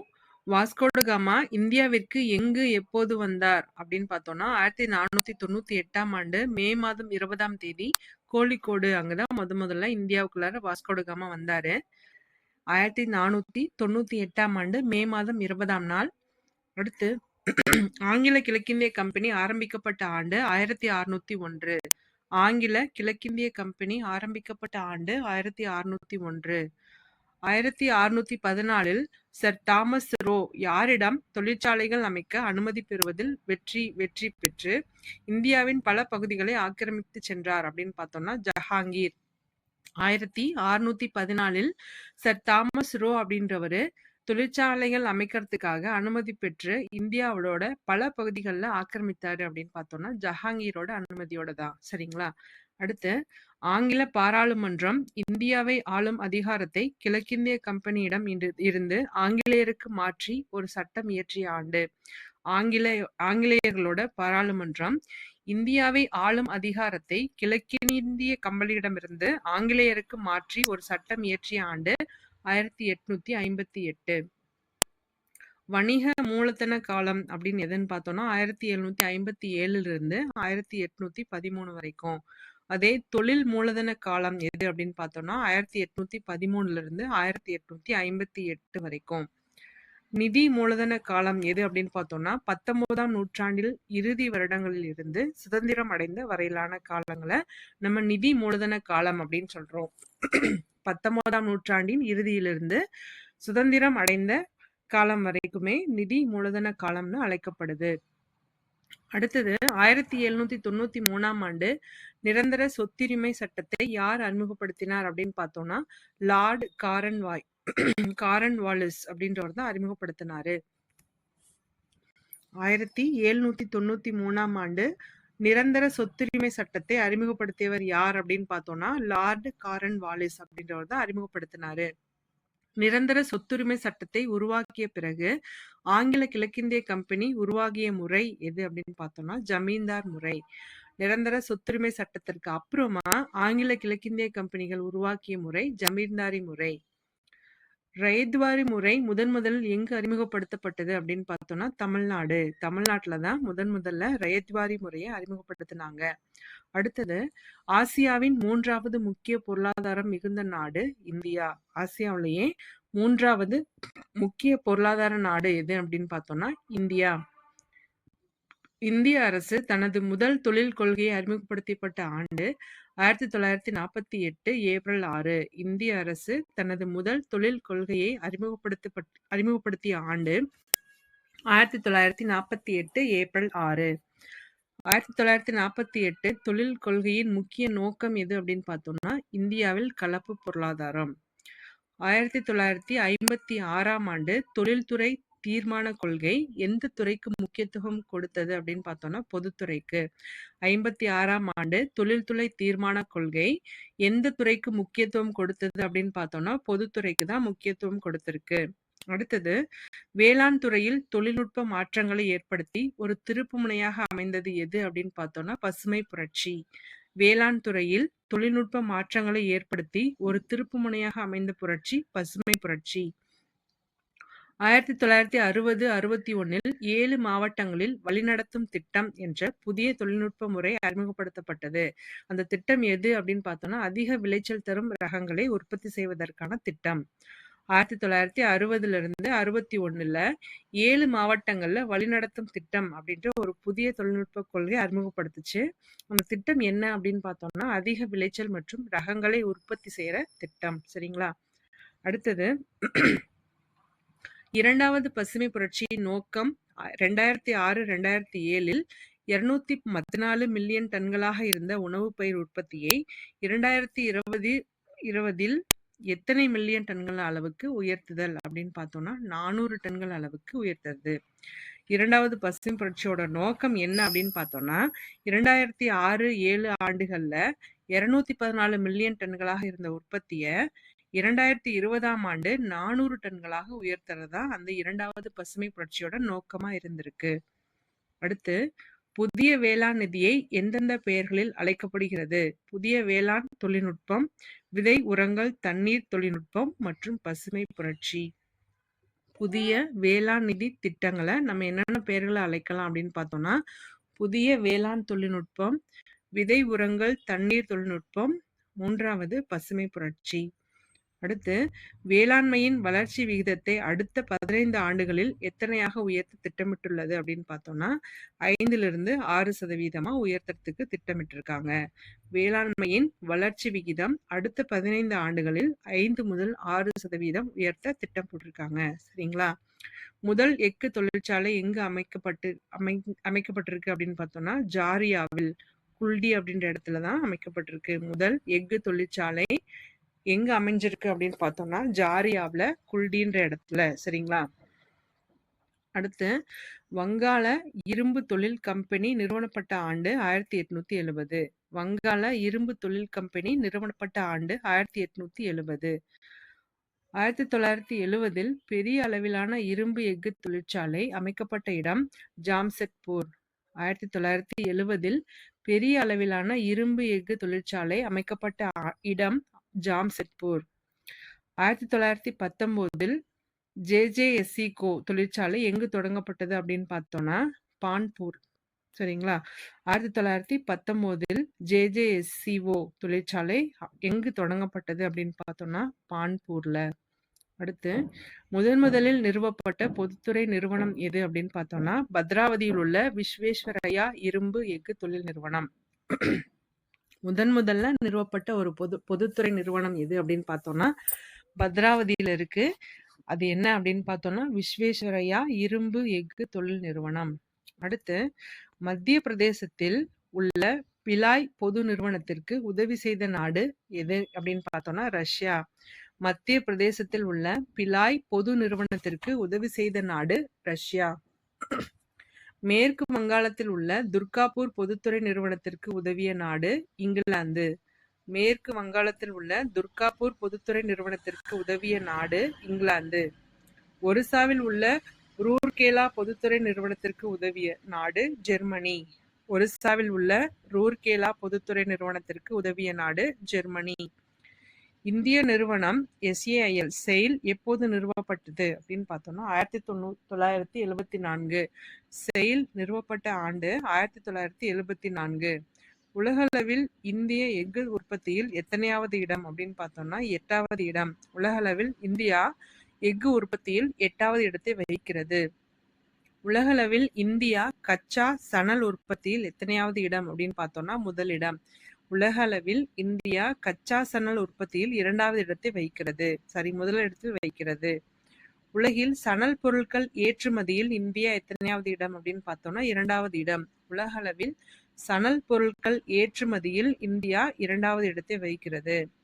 1818 நவீன துணி உற்பத்தி ஆலை அமைக்கப்பட்ட இடம் கொல்கத்தா குளோஸ்டர் அப்படின்ற துறைமுகத்துல தான்.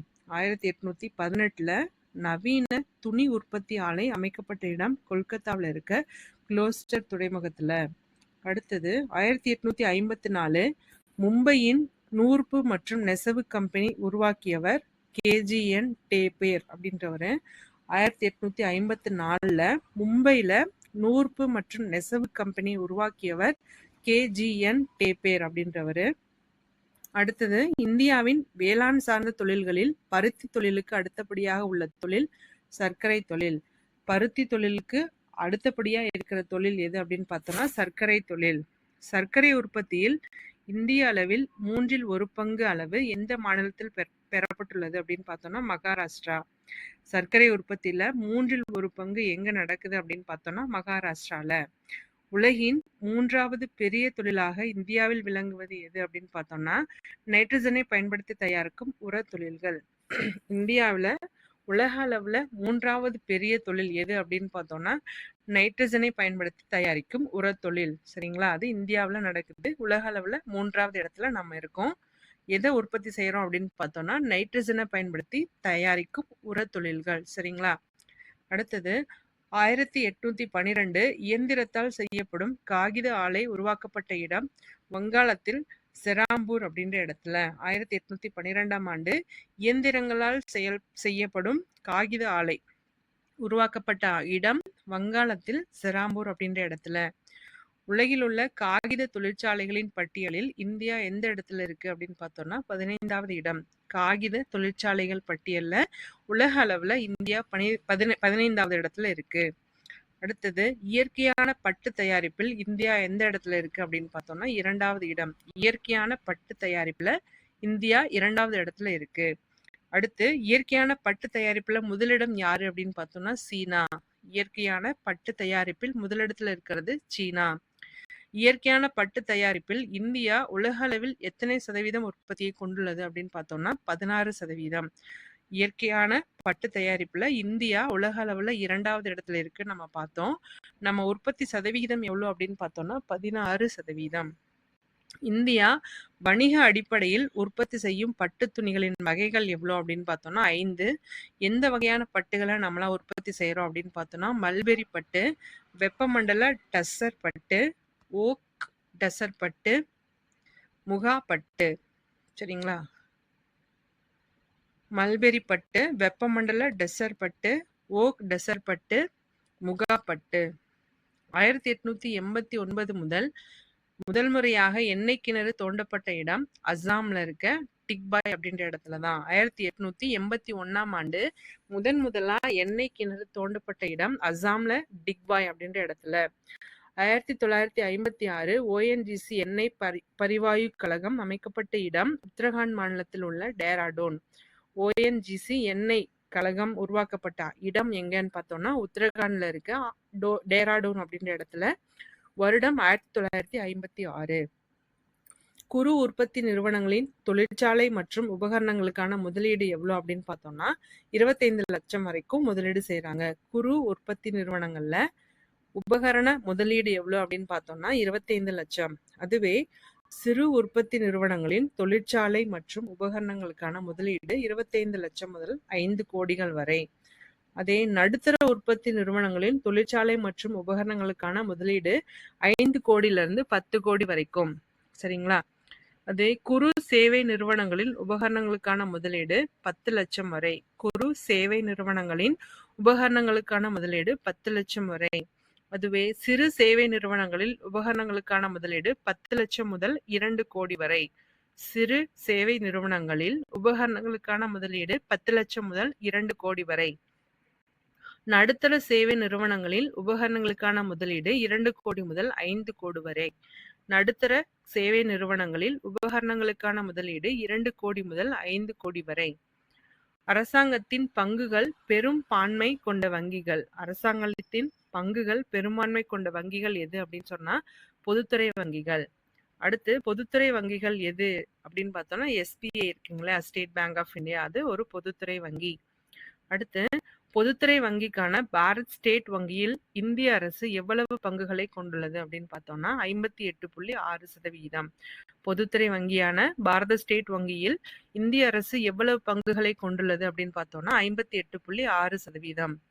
பஞ்சாப் நேஷனல் வங்கியில் இந்திய அரசிற்கான பங்கு எவ்வளவு சதவீதம் அப்படின்னு பார்த்தோம்னா 58.87%. பஞ்சாப் நேஷனல் வங்கியில இந்திய அரசோட பங்கு எவ்வளோன்னு பார்த்தோம்னா 58.87%. இந்தியாவில் உள்ள மொத்த வங்கிகளில் எத்தனை சதவிகிதம் வங்கிகள் பொதுத்துறை வங்கிகளாக இருக்கு அப்படின்னு பார்த்தோம்னா 72.9%.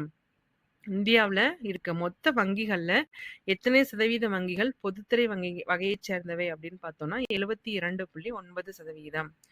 இந்தியா 14 பெரிய வணிக வங்கிகளை தேசியமயமாக்க முடிவு செய்யப்பட்ட ஆண்டு 1969 ஜூலை 19.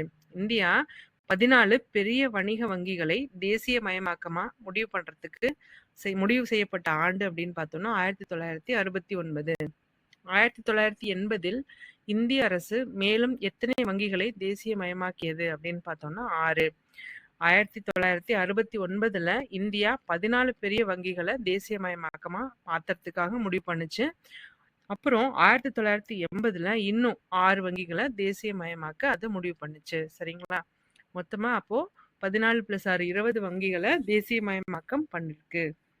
அடுத்து 5 ஆண்டு திட்டங்கள் வாயிலாக பொருளாதார திட்டங்களை மேற்கொள்ளும் முறை எந்த நாட்டிலிருந்து பெறப்பட்டது அப்படின்னு பார்த்தோம்னா முன்னாள் சோவியத் யூனியன், அதாவது ரஷ்யால இருந்து தான் பெறப்பட்டிருக்கு.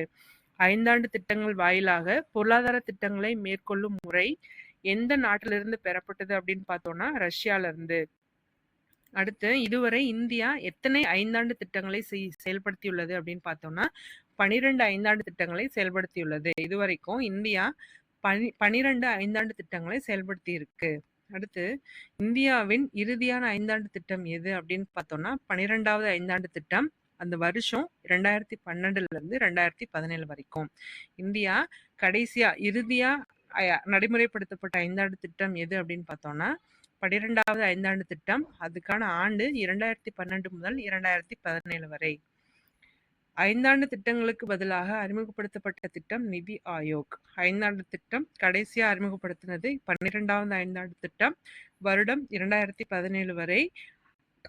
5ஆண்டு திட்டங்களுக்கு பதிலா நம்ம இன்னொரு திட்டம் அறிமுகப்படுத்தினாங்க. அது எது அப்படின்னு பார்த்தோம்னா நிதி ஆயோக். முதல் 5ஆண்டு திட்டத்திற்கான காலம் எது அப்படின்னு பார்த்தோம்னா 1951 இருந்து 1956 வரைக்கும். முதல் 5ஆண்டு திட்டம் என்பவரின் மாதிரியை அடிப்படையாக கொண்டது. யாரோட மாதிரி அடிப்படையாக கொண்டிருக்கு அப்படின்னு பார்த்தோம்னா ஹாரேட் டாமர் அப்படின்றவரோட மாதிரியா கொண்டிருக்கு. அடுத்து முதல் 5ஆண்டு திட்டத்தின் முதன்மை நோக்கம் என்ன அப்படின்னு பார்த்தோம்னா வேளாண்மை.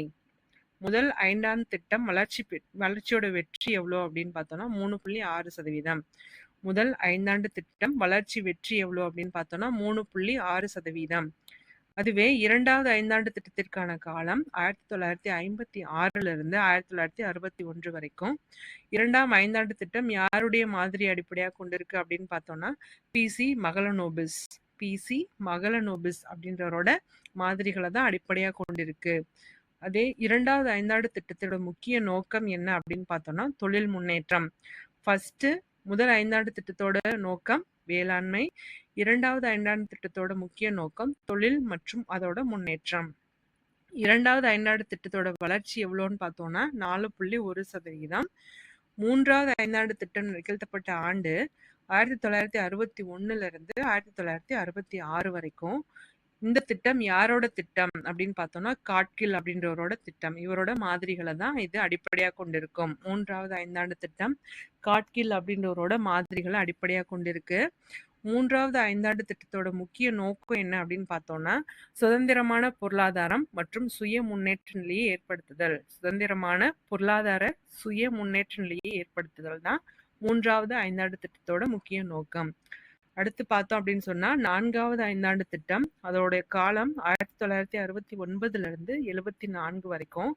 4வது ஐந்தாண்டு திட்டத்தோட முக்கிய நோக்கம் எது அப்படின்னு பார்த்தோம்னா நிலையான வளர்ச்சி தற்சார்பு நிலை. நிலையான வளர்ச்சி மற்றும் தற்சார்பு நிலை தான் 4வது ஐந்தாண்டு திட்டத்தோட முக்கிய நோக்கமா இருந்திருக்கு. அடுத்து 5வது ஐந்தாண்டு திட்டம் அதோட காலம் எவ்வளவு அப்படின்னு பார்த்தோம்னா 1974 இருந்து 79 வரைக்கும். இதுக்கு இடையில சில ஆண்டுகளை விட்டிருக்காங்க. அது என்னன்னு சொல்றோம், ஐந்தாண்டு திட்டத்தின் விடுமுறை காலம் அப்படின்னு சொல்றாங்க. விடுமுறை காலம் எப்ப அப்படின்னு பார்த்தோம்னா 1966 இருந்து 69 வரைக்கும் ஐந்தாண்டு திட்டங்கள் எதுவுமே நடைமுறைப்படுத்தல. ஸோ அதனால அதை ஐந்தாண்டு திட்டத்தின் விடுமுறை காலம் அப்படின்னு சொல்றாங்க. அதுக்கப்புறமா 5வது ஐந்தாண்டு திட்டம் எப்போ அறிமுகப்படுத்தியிருக்காங்க அப்படின்னு பார்த்தோம்னா 1974 இருந்து 79 வரைக்கும். 5வது ஐந்தாண்டு திட்டத்தின் முன்னுரிமை எதோட நோக்கம் அப்படின்னு பார்த்தோம்னா வேளாண் தொழில்துறை மற்றும் சுரங்க தொழில்களுக்கு முன்னுரிமை கொடுத்திருக்காங்க. 5வது ஐந்தாண்டு திட்டத்துல வேளாண் துறைகளுக்கும் சுரங்க தொழில்களுக்கும் முன்னுரிமை கொடுத்திருக்காங்க. அது யாரோட 5வது ஐந்தாண்டு திட்டம் யாரால் தயாரிக்கப்பட்டுச்சு அப்படின்னு சொல்லி பார்த்தோம்னா டிபி தார் அப்படின்றவர் தான் 5வது ஐந்தாண்டு திட்டத்தோட முன் வரையறைய அவரு தயாரிச்சாரு. டிபி தார் அப்படின்றவரு. 5வது ஐந்தாண்டு திட்டத்தின் வளர்ச்சி வெற்றி எவ்வளவு அப்படின்னு பார்த்தோம்னா 4.8%. 5ஆம் ஐந்தாண்டு திட்டம் எந்த ஆண்டு கைவிடப்பட்டது அப்படின்னு பார்த்தோம்னா 1978ஆம் ஆண்டு கைவிடப்பட்டது. 1974 இருந்து 79 வரைக்கும் அதை நடைமுறைப்படுத்துறதா நம்ம முடிவு பண்ணியிருக்காங்க. ஆனா எப்போ கைவிடப்பட்டது அப்படின்னு பார்த்தோம்னா 1978ஆம் ஆண்டு கைவிடப்பட்டிருக்கு. ஐந்தாண்டு திட்டத்தில் சுழல் திட்டத்தின் காலம் 1978 இருந்து 79. சரிங்களா? சுழல் திட்டத்தின் காலம் 1978 இருந்து 79 வரைக்கும். திட்ட விடுமுறைக்கான முதன்மை காரணம், ஏன் விடுமுறை அறிவிச்சாங்க அப்படின்னு பார்த்தோம்னா இந்தியா பாகிஸ்தான் போர் அப்பதான் நடந்திருக்கு. 3வது ஐந்தாண்டு திட்டத்தோட தோல்வி. சரிங்களா? 3வது ஐந்தாண்டு திட்டம் தோல்வி அடைஞ்சிருக்கு. இந்தியா பாகிஸ்தான் போரும் நடந்திருக்கு. அதனாலதான் திட்ட விடுமுறை காலம் அவங்க அறிவிச்சிருக்காங்க. அடுத்து ஓராண்டு திட்டங்கள் எந்த காலகட்டத்தில் உருவாக்கப்பட்டது அப்படின்னு பார்த்தோம்னா திட்ட விடுமுறை காலத்துல தான் ஓராண்டு திட்டங்கள் அவங்க உருவாக்கியிருக்காங்க. அது எந்த வருஷம் அப்படின்னு பார்த்தோம்னா 1966 இருந்து 69 வரைக்கும். இதை நம்ம திட்ட விடுமுறை காலம்னு சொல்றோம். இந்த காலத்துல அவங்க ஓராண்டு திட்டங்களை உருவாக்கியிருக்காங்க. சரிங்களா? ஓராண்டு திட்டங்கள் எதற்கு மூலம் முக்கியத்துவம் கொடுக்கப்பட்டுள்ளது? ஓராண்டு திட்டங்கள்ல எதற்கு முக்கியத்துவம் கொடுத்திருக்காங்க அப்படின்னு பார்த்தோம்னா வேளாண்மை, வேளாண்சார் துறைகள் மற்றும் தொழில்துறைகள். சரிங்களா? ஓராண்டு திட்டத்திலயும் இம்பார்ட்டன்ஸ் எதுக்காக கொடுத்திருக்காங்கன்னா தொழிலுக்கு, வேளாண் துறைகளுக்கு. சரிங்களா? அடுத்து 6வது ஐந்தாண்டு திட்டத்தோட காலம் பார்த்தோம் அப்படின்னா 1980 இருந்து 1985 வரைக்கும். இதோட அடிப்படை நோக்கம் வறுமை ஒழிப்பு மற்றும் தொழில்துறை சார்பு. வறுமை ஒழிக்கணும் பிளஸ் தொழில்துறையை முன்னேற்றணும். இதுதான் இந்த 6வது ஐந்தாண்டு திட்டத்தோட நோக்கம். 6வது ஐந்தாண்டு திட்டத்தோட நோக்கம் எது அப்படின்னு பார்த்தோம்னா முதலீட்டு திட்டங்கள், இன்வெஸ்ட்மெண்ட்காக இம்பார்ட்டன்ஸ் கொடுத்திருக்காங்க. 6வது ஐந்தாண்டு திட்டத்தோட வெற்றி வளர்ச்சி விகிதம் எவ்வளவு அப்படின்னு பார்த்தோம்னா 5.7%. அடுத்தது 7வது ஐந்தாண்டு திட்டம் அதோட காலம் பார்த்தோம் அப்படின்னு சொன்னா 1985 இருந்து 1990 வரைக்கும். இதோட நோக்கம் என்ன அப்படின்னா தன்னிறைவு பொருளாதாரத்தை உருவாக்குதல் மற்றும் வேலை வாய்ப்பு உருவாக்குதல். தன்னிறைவு பொருளாதாரத்தை உருவாக்குதல் மற்றும் வேலை வாய்ப்பு வழங்குதல். இதுதான் 7வது ஐந்தாண்டு திட்டத்தோட நோக்கமா இருந்திருக்கு. அதோட வளர்ச்சி வீதம் எவ்வளவு அப்படின்னு பார்த்தோம்னா 6%. 7வது ஐந்தாண்டு திட்டத்தோட வளர்ச்சி வீதம் 6%. அடுத்து ஆண்டு திட்டங்கள் என அழைக்கப்படும் இரு ஓராண்டு திட்டங்கள் எப்போ அப்படின்னு சொன்னா 1990 இருந்து 91 வரைக்கும் ஒண்ணு, 91 இருந்து 92 வரைக்கும் ஒண்ணு. சரிங்களா? இரு ஓராண்டு திட்டங்களை இடையில அறிமுகப்படுத்தியிருக்காங்க. அது எப்போனா 90 இருந்து 91 வரைக்கும் ஒரு ஓராண்டு, 91 இருந்து 92 வரைக்கும் இன்னொரு ஆண்டு. சரிங்களா? இது தனித்தனியா இண்டிவிஜுவலா இரு ஓராண்டு திட்டங்களை அந்த ஆண்டுகள்ல அறிமுகப்படுத்தியிருக்காங்க. அடுத்தது 8வது ஐந்தாண்டு திட்டம் எப்போ அப்படின்னு பார்த்தோம்னா 1992ல இருந்து 97 வரைக்கும். இது எதற்கெல்லாம் முக்கியத்துவம் கொடுத்திருக்கு அப்படின்னு பார்த்தோம்னா வேலைவாய்ப்பு, கல்வி, சமூக நலன், மனிதவள மேம்பாட்டு நடவடிக்கைகள் இதுக்கெல்லாம் இந்த 8வது ஐந்தாண்டு திட்டத்துல முக்கியத்துவம் கொடுத்திருக்காங்க. வேலைவாய்ப்பு, கல்வி, சமூக நலன், மனிதவள மேம்பாடு. சரிங்களா? 8வது ஐந்தாண்டு திட்டத்தோட வளர்ச்சி விகிதம் பார்த்தோம் அப்படின்னு சொன்னா 5.8%. இதுல பார்த்தோம்னா அந்த வளர்ச்சி விகிதம் அதிகமாயிட்டே தான் வந்துட்டு இருந்திருக்கு ஒரு 5ஆண்டு திட்டத்துக்கு அப்புறமும். அடுத்த கேள்வி, முதலாக பொதுத்துறைக்கும் தனியார் துறைக்கும் முன்னுரிமை வழங்கப்பட்ட ஐந்தாண்டு திட்டம் எது அப்படின்னு பார்த்தோம்னா 7வது ஐந்தாண்டு திட்டம். 7வது ஐந்தாண்டு திட்டத்துல தான் இன்வெஸ்ட்மெண்ட்ஸ் வெளியில இருந்து இன்வெஸ்ட்மெண்ட்ஸ் வந்து நம்ம வந்து ரிசீவ் பண்ணிக்கிறதுக்கு அவங்க இம்பார்ட்டன்ஸ் கொடுத்தாங்க. சரியா? முதலா பொதுத்துறை தனியார் துறைக்கு முன்னுரிமை வழங்கப்பட்ட ஆண்டு அப்படின்னு பார்த்தோம்னா 7வது ஐந்தாண்டு திட்டத்துல தான். சரிங்களா? அடுத்து 9வது ஐந்தாண்டு திட்டத்தோட காலம் எது அப்படின்னு பார்த்தோம்னா 1997ல இருந்து 2002 வரைக்கும். இந்த 9வது ஐந்தாண்டு திட்டத்தோட முக்கியத்துவம் எது அப்படின்னு பார்த்தோம்னா சமூக நீதியுடன் கூடிய சமமான வளர்ச்சி. சமூக நீதி அப்படின்ற ஒரு வார்த்தையை இன்சிஸ்ட் பண்றாங்க. 9வது ஐந்தாண்டு திட்டத்துல சமூக நீதியுடன் கூடிய சமமான வளர்ச்சிக்கு தான் முக்கியத்துவம் கொடுத்திருக்காங்க.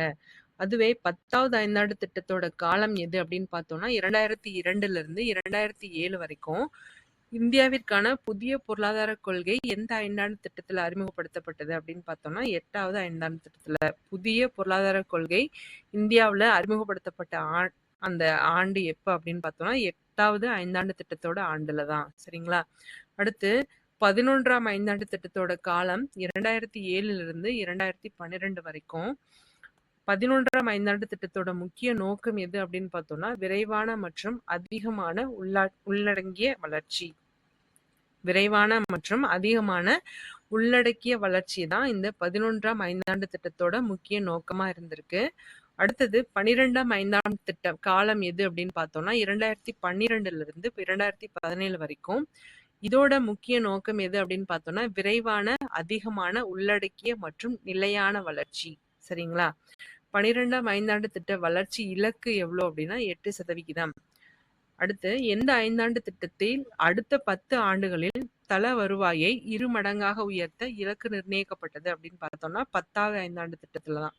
10வது ஐந்தாண்டு திட்டத்துல என்ன ஒரு இலக்கு நிர்ணயம் செய்யறாங்க அப்படின்னு பார்த்தோம்னா அடுத்த 10 ஆண்டுகள்ல நம்ம தல வருவாயை 2 மடங்கா உயர்த்தணும் அப்படின்னு சொல்லி நிர்ணயம் பண்றாங்க. அடுத்து நிதி ஆயோக் எப்பொழுது ஏற்படுத்தப்பட்டது அப்படின்னு பார்த்தோம்னா 2015ஆம் ஆண்டு ஜனவரி 1. இந்த கேள்வி இம்பார்ட்டன்ஸ் கொஸ்டின் பார்த்துக்கோங்க. நிதி ஆயோக் பத்தி கொஸ்டின்ஸ் 1வது கேக்குறாங்க.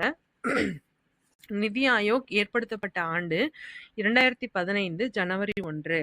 அடுத்து அரசாங்கத்திற்கு மக்களின் உண்மையான வாழ்க்கை தரத்தை கண்டறிய பயன்படுவது மனித மேம்பாட்டு குறியீடு. அரசாங்கம் மக்களோட உண்மையான வாழ்க்கை தரத்தை கண்டறிய எது மூலமா நம்ம முடியுது அப்படின்னு சொன்னா மனித மேம்பாட்டு குறியீடு, அதாவது ஹியூமன் டெவலப்மெண்ட் இண்டெக்ஸ் மூலமா. அடுத்து 1990 மனித மேம்பாட்டு குறியீடு யாரால் எப்போது மேம்படுத்தப்பட்டது அப்படின்னு பார்த்தோம் அப்படின்னா மெஹபூப் உல் ஹக் அப்படின்றவரு பாகிஸ்தானை சேர்ந்தவர். அடுத்து அமர்த்தியா குமார் சென் இந்தியாவை சேர்ந்தவங்க. இவங்க 2 பேரும் தான் மனித மேம்பாட்டு குறியீடு பத்தி அதுக்கான அதை வந்து டெவலப்மெண்ட் பண்ணியிருக்காங்க. மனித மேம்பாட்டு குறியீடு மேம்படுத்தப்பட்டது யாரால அப்படின்னு பார்த்தோம் அப்படின்னு சொன்னா 2 நபர்களால. அதுல முதலாம் நபர் யாரு அப்படின்னு பார்த்தோம்னா மெஹபூப் உல் ஹக் அப்படின்றவரு பாகிஸ்தானை சேர்ந்தவர். அடுத்தது அமர்த்தியா குமார் சென் அப்படின்றவங்க இந்தியாவை சேர்ந்தவங்க. சரிங்களா? அடுத்து பரிணாம குறியீடு என்பது உண்மை மதிப்பு. அது என்ன அப்படின்னு சொன்னா அது குறைந்தபட்ச மதிப்பு இல்லைன்னா அதிகபட்ச மதிப்பு.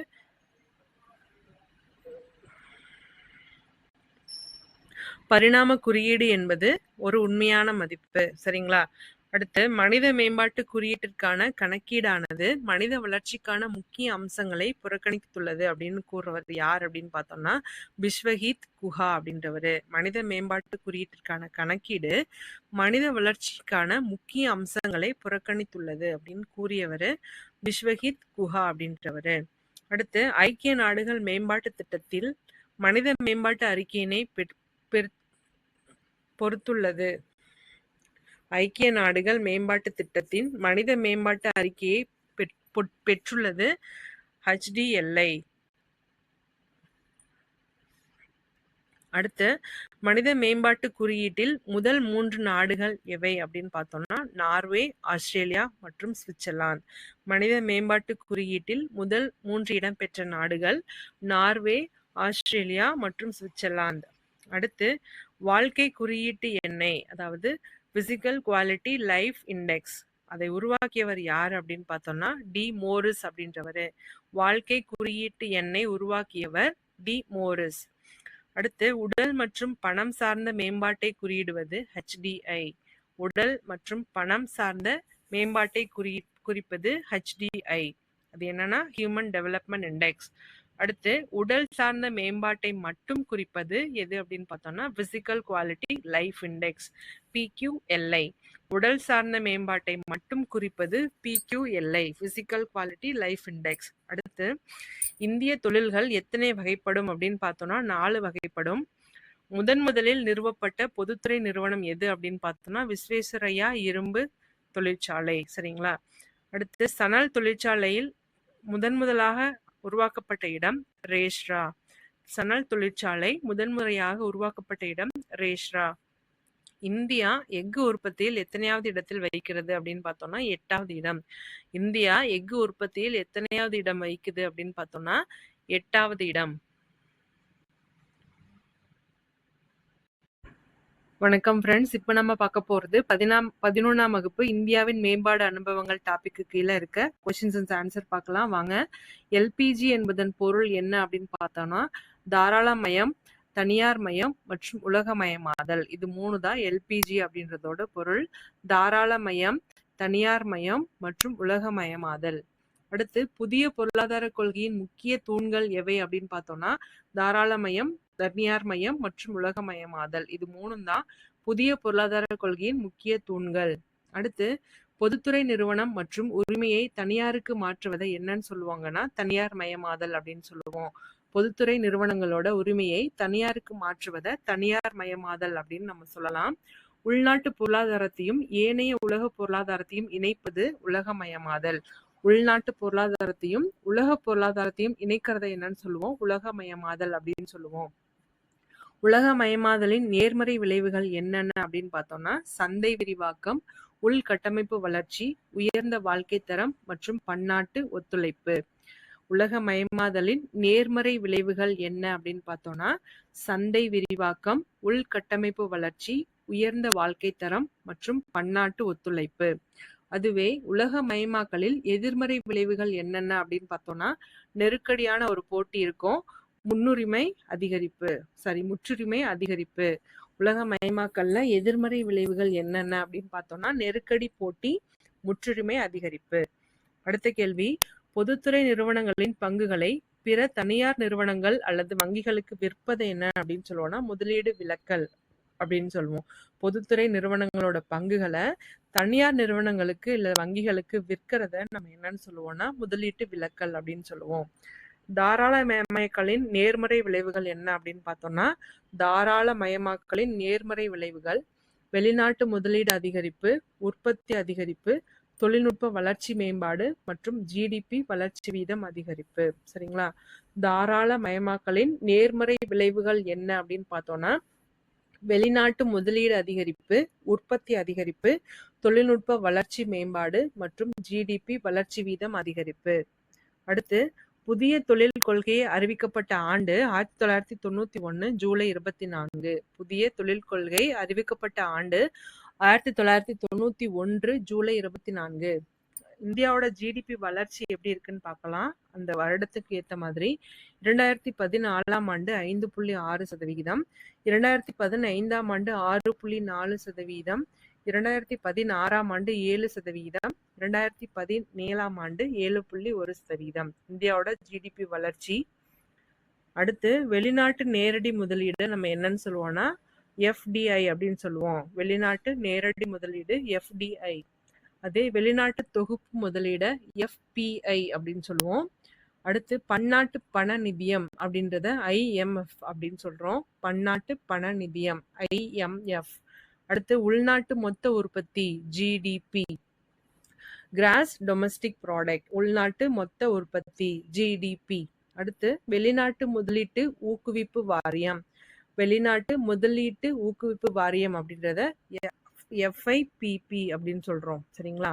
அடுத்து இந்தியாவின் உள்நாட்டு மொத்த உற்பத்தி எவ்வளோ அப்படின்னு பார்த்தோம்னா 2251 பில்லியன் அமெரிக்கன் டாலர். இந்தியாவின் உள்நாட்டு மொத்த உற்பத்தி 2251 பில்லியன் அமெரிக்கன் டாலர். சரிங்களா? அடுத்து உலக மொத்த ஜிடிபியின் மதிப்பில் இந்தியாவோட பங்கு எவ்வளோ அப்படின்னு பார்த்தோம்னா 2.9%. உலக மொத்த ஜிடிபியில் மதிப்பில் இந்தியாவின் பங்கு 2.9%. இந்தியா உலக மக்கள் தொகையில் 17.5% இருக்கு. இந்தியாவில் உலக மக்கள் தொகைக்கு இந்தியாவோட சதவிகிதம் எவ்வளோ அப்படின்னு பார்த்தோம்னா 17.5%. இந்தியா உலக நிலப்பரப்பில் எவ்வளோ சதவீதம் பார்த்தோம்னா 2.4%. உலக அளவில் நிலப்பரப்புல இந்தியாவோட பரப்பு எவ்வளோ அப்படின்னு பார்த்தோம்னா 2.4%. அடுத்து தொழிலுக்கு உரிமம் பெறுவதிலிருந்து விலக்கு அளித்தல் மற்றும் சிவப்பு நாடா முறையை முடிவுக்கு கொண்டு வருதல் ஆகியவை எந்த ஆண்டு தொழில் கொள்கையில் முக்கிய அம்சம் அப்படின்னு பார்த்தோம்னா 1991. தொழிலுக்கு உரிமம் பெறுவதிலிருந்து விலக்கு அளித்தல், சிவப்பு நாடா முறையை முடிவுக்கு கொண்டு வருதல், இந்த 2 கொள்கையும் எந்த முக்கிய அம்சம் பார்த்தோம் அப்படின்னு சொன்னா 1991ஆம் ஆண்டு தொழில் கொள்கையின் முக்கிய அம்சமா சொல்றாங்க. சரியா? அடுத்து போட்டி குழு ஏற்படுத்தப்பட்ட ஆண்டு 2010. எந்த ஆண்டு புதிய தொழில் கொள்கை முன்னுரிமை வாணிப கட்டுப்பாட்டு சட்டத்தை அகற்றியது? எந்த ஆண்டு புதிய தொழில் கொள்கை முன்னுரிமை வாணிப கட்டுப்பாட்டு சட்டத்தை அகற்றியது அப்படின்னு பார்த்தோம்னா 1991. அடுத்து தேர்ந்தெடுக்கப்பட்ட பகுதிகளில் நேரடி வெளிநாட்டு முதலீடு செய்ய பன்னாட்டு நிறுவனங்களுடன் தொடர்பு கொள்ளவும் வெளிநாட்டு முதலீட்டை ஊக்குவிக்கவும் அமைக்கப்பட்டது எது அப்படின்னு பார்த்தோம்னா முதலீட்டு ஊக்குவிப்பு வாரியம். தேர்ந்தெடுக்கப்பட்ட பகுதிகளில் நேரடி வெளிநாட்டு முதலீடு செய்ய பன்னாட்டு நிறுவனங்களுடன் தொடர்பு கொள்ளவும் வெளிநாட்டு முதலீட்டை ஊக்குவிக்கவும் அமைக்கப்பட்டது எது அப்படின்னு பார்த்தோம்னா முதலீட்டு ஊக்குவிப்பு வாரியம். அடுத்து பிரதம மந்திரி பயிர் காப்பீட்டு திட்டம் அறிமுகப்படுத்தப்பட்ட ஆண்டு 2016 பிப்ரவரி 18. பிரதம மந்திரியின் பயிர் காப்பீட்டு திட்டம் அறிமுகப்படுத்தப்பட்ட ஆண்டு 2016 பிப்ரவரி 18. அடுத்து பிரதம மந்திரி பயிர் காப்பீட்டு திட்டத்தின்படி சந்தா தொகை எவ்வளோ அப்படின்னு பார்த்தோம்னா விவசாயிகள் கோடைகால பயிர்களுக்கு 2%, குறுவை சாகுபடி பயிர்களுக்கு 1.5% சந்தா தொகை கொடுத்திருக்காங்க. சரிங்களா? பிரதம மந்திரியின் பயிர் காப்பீட்டு திட்டத்தின்படி சந்தா தொகை விவசாயிகளோட கோடைகால பயிர்களுக்கு 2%, குறுவை சாகுபடி பயிர்களுக்கு 1.5% சந்தா தொகை கொடுத்திருக்காங்க. அடுத்து பிரதான் மந்திரி பயிர் காப்பீட்டு திட்டத்தின்படி தோட்ட பயிர்கள் மற்றும் பண பயிர்களுக்கு வருடாந்திர சந்தா விகிதம் எவ்வளோ அப்படின்னு பார்த்தோம்னா 5%. பிரதான் மந்திரி பயிர் காப்பீட்டு திட்டத்தின்படி தோட்ட பயிர்கள் மற்றும் பண பயிர்களுக்கு சந்தா தொகை எவ்வளோ அப்படின்னு பார்த்தோம்னா 5% கொடுத்திருக்காங்க. அடுத்து காய்கறிகள் உற்பத்தியில் இந்தியா எத்தனாவது மிகப்பெரிய உற்பத்தியாளர் அப்படின்னு பார்த்தோம்னா 2வது பெரிய உற்பத்தியாளர். காய்கறிகள் உற்பத்தியில் இந்தியா 2வது பெரிய உற்பத்தியாளர். அடுத்து 1955ஆம் ஆண்டு அத்தியாவசிய பொருட்கள் சட்டத்தின் 3வது பிரிவின்படி ஏற்படுத்தப்பட்டது எது அப்படின்னு பார்த்தோம்னா குளிர்பதன கிடங்கு ஆணை. 1964 தான் அந்த ஆணையை வெளியிட்டிருக்காங்க. அடுத்து கடன் தேவைப்படுகிற ஒரு விவசாயியின் தகுதிக்கு ஏற்ப கடன் மிக எளிதாக மற்றும் சரியான நேரத்தில் வழங்குவதற்கான திட்டத்தை உழவர் கடன் அட்டை திட்டம், கிசான் கிரெடிட் கார்டு. சரிங்களா? இது நம்ம நிறைய பேர் கேள்விப்பட்டிருப்போம். கடன் தேவைப்படுகிற ஒரு விவசாயிக்கு அவரோட தகுதிக்கு ஏற்ப எளிமையா சரியான நேரத்துல அந்த கடனை வழங்குவதற்கான திட்டத்தோட பேரு உழவர் கடன் அட்டை திட்டம், அது கிசான் கிரெடிட் கார்டு அப்படின்னு சொல்லலாம். உழவர் கடன் அட்டை திட்டம் ஏற்படுத்தப்பட்ட ஆண்டு பார்த்தோம் அப்படின்னு சொன்னா 1998ஆம் ஆண்டு. அதுவே உழவர் கடன் அட்டை திட்டம் யாரால் ஏற்படுத்தப்பட்டது அப்படின்னு பார்த்தோம்னா இந்திய மைய வங்கி மற்றும் விவசாய கிராமப்புற மேம்பாட்டு தேசிய வங்கி நபார்டு வங்கி மூலமா தான் உலக கடன் அட்டை திட்டம் கொண்டு வரப்பட்டுச்சு. சரியா? அடுத்து வேளாண்மை அல்லது தோட்டக்கலை அல்லது கால்நடை பொருட்களை வர்த்தகம் செய்வதற்கு மாநில அரசாங்கத்தால் உருவாக்கப்பட்ட ஒரு சட்டபூர்வமான அமைப்பு எது அப்படின்னு பார்த்தோம்னா விவசாய பொருட்களுக்கான அங்காடி குழு. வேளாண்மை அல்லது தோட்டக்கலை அல்லது கால்நடை பொருட்கள் வர்த்தகம் செய்வதற்கு மாநில அரசாங்கத்தால் உருவாக்கப்பட்ட ஒரு சட்டபூர்வமான அமைப்பு எது அப்படின்னு பார்த்தோம்னா விவசாய பொருட்களுக்கான அங்காடி குழு. அடுத்து விவசாயிகளுக்கான மிகப்பெரிய உள்ளீடு எது அப்படின்னு பார்த்தோம்னா அவற்றோட விதைகள் தான். சரிங்களா? எந்த ஆண்டு உருவாக்கப்பட்ட வர்த்தக கொள்கையின்படி அனைத்து இடைவினை மற்றும் மூலதன பண்டங்களுக்காக இறக்குமதி சுதந்திரம் ஆக்கப்பட்டது? எந்த ஆண்டு உருவாக்கப்பட்ட வர்த்தக கொள்கையின்படி அனைத்து இடைவினை மற்றும் மூலதன பண்டங்களுக்கான இறக்குமதி சுதந்திரமாக்கப்பட்டது அப்படின்னு பார்த்தோம்னா ஏப்ரல் 1, 1992. இறக்குமதிக்கான தீர்வுகளை பெருமளவு குறைக்க பரிந்துரை செய்துள்ள குழு யாரு எவரோட குழு அப்படின்னு பார்த்தோம்னா செல்லையா அப்படின்றவரோட குழு தான். இறக்குமதிக்கான தீர்வுகளை பெருமளவு குறைக்க பரிந்துரை செய்த குழு செல்லையா குழு. அடுத்து, இந்திய அரசின் வர்த்தக மற்றும் தொழில்துறை அமைச்சகம் 2015 முதல் 2020 ஆண்டு வரையிலான காலத்திற்கு புதிய அயல்நாட்டு வாணிப கொள்கையை அறிவித்த ஆண்டு எது அப்படின்னு பார்த்தோம்னா 2015 ஏப்ரல் 1. சரிங்களா? புதிய அயல்நாட்டு வாணிப கொள்கை அறிவிக்கப்பட்ட ஆண்டு ஏப்ரல் 1, 2015. அடுத்து, ஏற்றுமதி இறக்குமதி கொள்கையின்படி ஏற்றுமதி உதவிகளை 25% அளவை குறைக்கவும் இந்திய பொருட்களை ஊக்குவிக்கவும் உருவாக்கப்பட்ட கருத்து இந்திய தயாரிப்பு. சரிங்களா? ஏற்றுமதி இறக்குமதி கொள்கையின்படி ஏற்றுமதி உதவிகளை 25% அளவை குறைக்க இந்திய பொருட்களை ஊக்குவிக்கதற்காக உருவாக்கப்பட்ட கருத்து எது அப்படின்னு சொன்னா இந்திய தயாரிப்பு. அடுத்து, பாதுகாப்பு, இராணுவ கிடங்கு, விண்வெளி மற்றும் அணுசக்தி போன்றவை தொடர்பான ஏற்றுமதி கோரிக்கைகளின் கால அளவு 24 மாதங்கள். பாதுகாப்பு, இராணுவ கிடங்கு, விண்வெளி மற்றும் அணுசக்தி போன்றவை தொடர்பான ஏற்றுமதி கோரிக்கைகளுக்கான கால அளவு 24 மாதங்கள். உலக வர்த்தகத்தில் 3% இருக்கிற இந்தியாவின் பங்கை எந்த ஆண்டுக்குள் ஏற்றுமதி இறக்குமதி கொள்கையை 2 மடங்காக அதிகரிக்கும் என எதிர்பார்க்கப்பட்டது அப்படின்னு பார்த்தோம்னா 2020. சரிங்களா? உலக அளவுல நம்ம எப்படி இருந்தோம்னா 3% இருந்தோம். இந்தியாவோட பங்கு 2020ஆம் ஆண்டுக்கு அப்புறம் ஏற்றுமதி இறக்குமதி கொள்கையின்படி 2 மடங்கு அதிகரிக்கணும் அப்படின்னு சொல்லி எதிர்பார்க்கப்பட்டுச்சு. அடுத்து, சிறப்பு பொருளாதார மண்டல கொள்கை உருவாக்கப்பட்ட ஆண்டு 2000. சிறப்பு பொருளாதார மண்டல கொள்கை உருவாக்கப்பட்ட ஆண்டு 2000. அடுத்து, 2005ஆம் ஆண்டின் சிறப்பு பொருளாதார மண்டல கொள்கையின்படி எத்தனை சிறப்பு பொருளாதார மண்டலங்கள் அறிவிக்கப்பட்டன அப்படின்னு பார்த்தோம்னா 400. 2005ஆம் ஆண்டின் சிறப்பு பொருளாதார மண்டல கொள்கையின்படி எத்தனை சிறப்பு பொருளாதார மண்டலங்கள் அறிவிக்கப்பட்டது அப்படின்னு பார்த்தோம்னா 400. அடுத்து, 1990 துவக்க காலத்தில் எத்தனை சிறப்பு பொருளாதார மண்டலங்கள் துவக்கப்பட்டன அப்படின்னு பார்த்தோம்னா 7. 1990ல சிறப்பு பொருளாதார மண்டலங்கள் எவ்வளவு இருந்துச்சு அப்படின்னு பார்த்தோம்னா 7 இருந்துச்சு. அதுவே 2005ஆம் ஆண்டு 400 சிறப்பு பொருளாதார மண்டலங்களை அவங்க உருவாக்குனாங்க.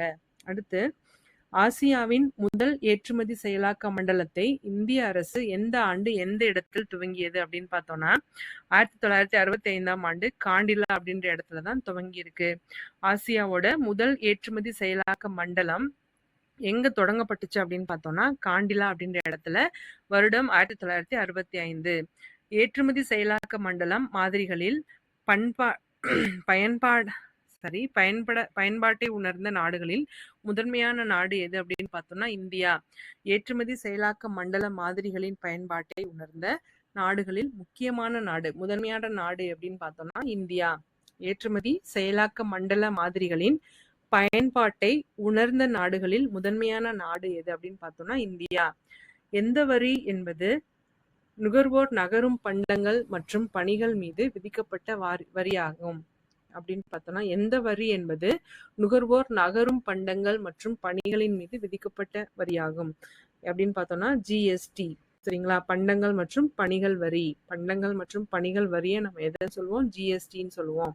அடுத்து, பலமுனை வரி எதுன்னு சொல்லுவோம்? வேட், மதிப்பு கூட்டப்பட்ட வரி. பலமுனை வரி அப்படின்றது மதிப்பு கூட்டப்பட்ட வரி, வேட் அப்படின்னு சொல்லுவோம். சரிங்களா? பண்டங்கள் மற்றும் சேவைகள் மீதான வரி நடைமுறைக்கு வந்த ஆண்டு 2017. பண்டங்கள் மற்றும் சேவைகள் மீதான வரி நடைமுறைக்கு வந்த ஆண்டு 2017. அடுத்து, பண்டங்கள் மற்றும் சேவைகள் மீதான வரி நாடாளுமன்றத்தில் ஒப்புதல் வழங்கப்பட்ட ஆண்டு மார்ச் 29, 2017. பண்டங்கள் மற்றும் சேவைகள் மீதான வரிக்கு நாடாளுமன்றத்தில் ஒப்புதல் வழங்கப்பட்ட ஆண்டு மார்ச் 29, 2017. அடுத்து, எந்த ஆண்டு யார் தலைமையில் அமைக்கப்பட்ட குழுவின் பரிந்துரையின்படி சட்ட ரீதியான நீர்மை விகிதம் மற்றும் ரொக்க இருப்பு விகிதம் குறைக்கப்பட்டது அப்படின்னு பார்த்தோம்னா 1991ஆம் ஆண்டு நரசிம்மம் குழு மூலமா தான் இந்த இருப்பு வீதம் குறைக்கப்பட்டிருக்கு. எந்த ஆண்டு யார் தலைமையில் அமைக்கப்பட்ட குழுவின் பரிந்துரையின்படி சட்ட ரீதியான நீர்மை விகிதம் மற்றும் ரொக்க இருப்பு வீதம் குறைக்கப்பட்டது அப்படின்னு பார்த்தோம்னா 1991 நரசிம்மம் குழு. சரிங்களா? அடுத்தது 1984-85ஆம் ஆண்டுகளில் வேளாண் துறையின் வளர்ச்சி எவ்வளவு இருந்திருக்கு அப்படின்னு பார்த்தோம்னா 3.62% இருந்திருக்கு. அதுவே 1995-96 முதல் 2004-2005ஆம் ஆண்டு வரை எப்படி இருந்துச்சுன்னா 1.97% குறைஞ்சிருந்தது. சரிங்களா? 1984 இருந்து 85க்குள்ளார வேளாண் துறையின் வளர்ச்சி 3.62% இருந்திருக்கு. ஆனா 1995-96 ஆண்டுகள்ல இருந்து 2004-2005 ஆண்டுகள் வரைக்குமே அந்த வேளாண் துறையோட வளர்ச்சி பார்த்தோம் அப்படின்னா 1.97% குறைஞ்சிருந்திருக்கு. சரிங்களா? பிரதம மந்திரி பசல் பீமா யோஜனா அறிமுகப்படுத்தப்பட்ட ஆண்டு பிப்ரவரி 16, 2016. பிரதம மந்திரியின் பசல் பீமா யோஜனா என்ற திட்டம் அறிமுகப்படுத்தப்பட்ட ஆண்டு பிப்ரவரி 16, 2016. அடுத்து பிரதம மந்திரி பயிர் காப்பீட்டு திட்டம் இது என்ன எவ்வளோலாம் சந்தா பணம் கொடுக்குது அப்படின்னு பார்த்தோம்னா கோடைகால பயிர்களுக்கு சந்தா 2%, குறுவை சாகுபடி பயிர்களுக்கு சந்தா 1.5%, அதே தோட்டப்பயிர்கள் மற்றும் பணப்பயிர்களுக்கான சந்தா 5%. சரிங்களா? பிரதான் மந்திரியோட பயிர் காப்பீட்டு திட்டம் கோடைகால பயிர்களுக்கு 2% சந்தாவும், குறுவை சாகுபடி பயிர்களுக்கு 1.5% சந்தாவும், தோட்டக்கலை பயிர்கள் மற்றும் பணப்பயிர்களுக்கு 5% சந்தா கொடுக்குது. அடுத்தது நபார்டு அப்படின்றதோட அப்ரிவேஷன் பார்க்குறோம். National Bank of Agriculture and Rural Development. அதுதான் நம்ம நபார்டு அப்படின்னு சொல்றோம். நபார்டோட abbreviation National Bank of Agriculture and Rural Development. அடுத்தது ICAR, Indian Council of Agricultural Research. Indian Council of Agricultural Research தான் நம்ம ஐசிஏஆர் அப்படின்னு சொல்றோம். அடுத்து ஏபிஎம்சி. ஏபிஎம்சி அப்படின்னா என்னன்னா agricultural produce market committee. Agricultural produce market committee. சரிங்களா? அடுத்து எஸ்இஇசட் அப்படின்னா என்னன்னா special economic zones. Special economic zones தான் நம்ம ஜிஸ் அப்படின்னு சொல்றோம். அடுத்து இபிஇசட். இபிஇசட் அப்படின்னா export processing zone. Export processing zone தான் நம்ம இபிஇசட் அப்படின்னு சொல்றோம். அடுத்து பல மாநில அரசு நிறுவனங்கள் மூடப்பட்ட ஆண்டு எது அப்படின்னு பார்த்தோம்னா 2003. 2003ல பல மாநில அரசு நிறுவனங்கள் மூடப்பட்டிருக்கு. அடுத்து 1500க்கும் மேற்பட்ட பொருட்கள் மீதான இறக்குமதி கட்டுப்பாடுகள் நீக்கப்பட்ட ஆண்டு 2001. 1500க்கும் மேற்பட்ட பொருட்கள் மீதான இறக்குமதி கட்டுப்பாடுகள் நீக்கப்பட்ட ஆண்டு 2001. அடுத்து வர்த்தக கொள்கை உருவாக்கப்பட்ட ஆண்டு ஏப்ரல் 1, 1992. வர்த்தக கொள்கை உருவாக்கப்பட்ட ஆண்டு 1992 ஏப்ரல் 1. எத்தனை பொருட்கள் மட்டுமே தடை செய்யப்பட்ட பட்டியலில் உள்ளது அப்படின்னு பார்த்தோம்னா 71 பொருட்கள். எத்தனை பொருட்கள் மட்டுமே தடை செய்யப்பட்ட பட்டியலில் உள்ளன அப்படின்னு பார்த்தோம்னா 71 பொருட்கள். அடுத்து வர்த்தக கொள்கை சீர்திருத்தங்கள் தொடர்பான அமைக்கப்பட்ட ராஜா செல்லையா குழுவின் பரிந்துரையின்படி அதிகபட்ச இறக்குமதி சுங்கத்தரவை எவ்வளவு அப்படின்னு பார்த்தோம்னா 50%. வர்த்தக கொள்கை சீர்திருத்தங்கள் தொடர்பாக அமைக்கப்பட்ட ராஜா செல்லையா குழுவின் பரிந்துரையின்படி அதிகபட்ச இறக்குமதி சுங்கத்தரவை எவ்வளவு அப்படின்னு பார்த்தோம்னா 50%. அடுத்து 1980 துவக்கத்தில் மேலும் 7 இபிஇசட்கள் துவங்கப்பட்டன. அதாவது எக்ஸ்போர்ட் ப்ராசஸிங் ஜோன்கள் துவங்கப்பட்டன. 7 துவங்கியிருக்காங்க.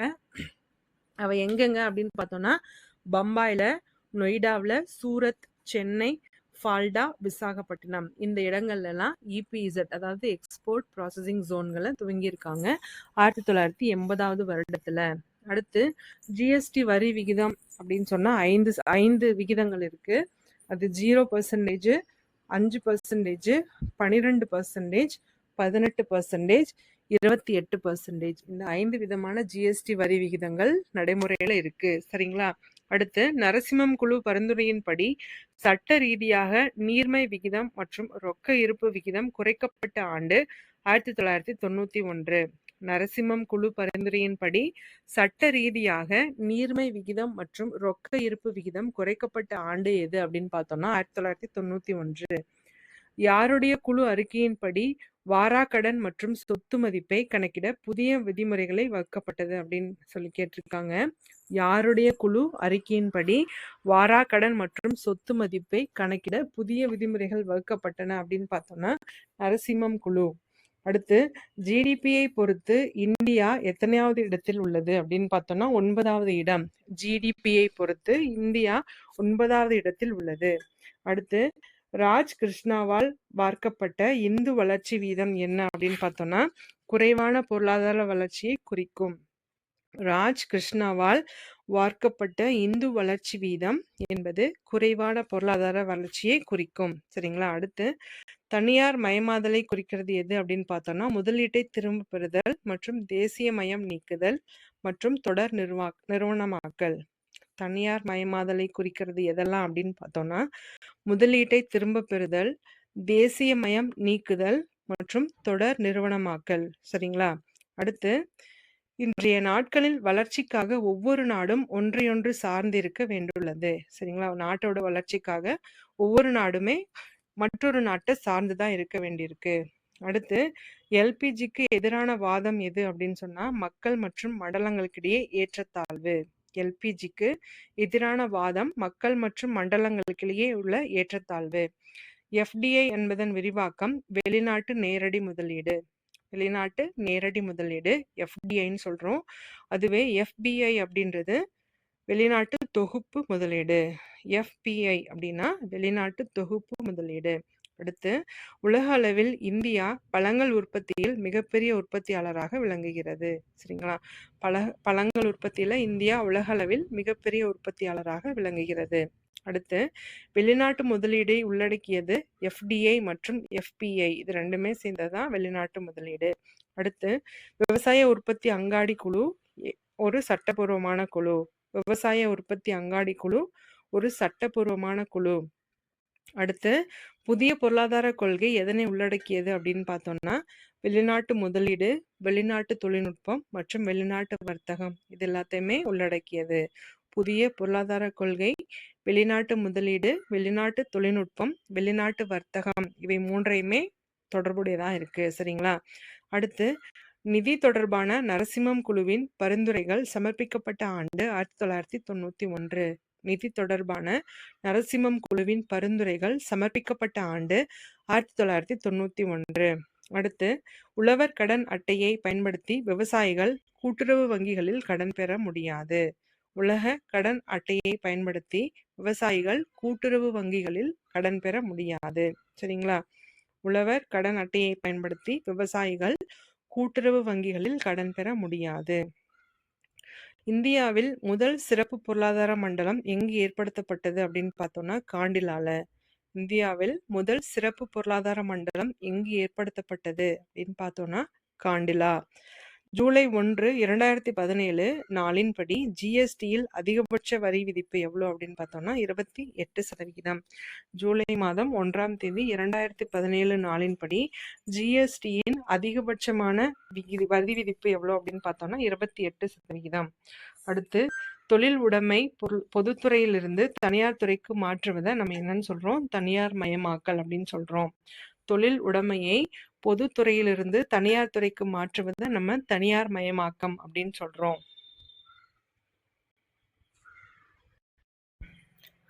வணக்கம் ஃப்ரெண்ட்ஸ். அடுத்து நம்ம பார்க்க போறது 11ஆம் வகுப்பு ஊரக பொருளாதாரம்.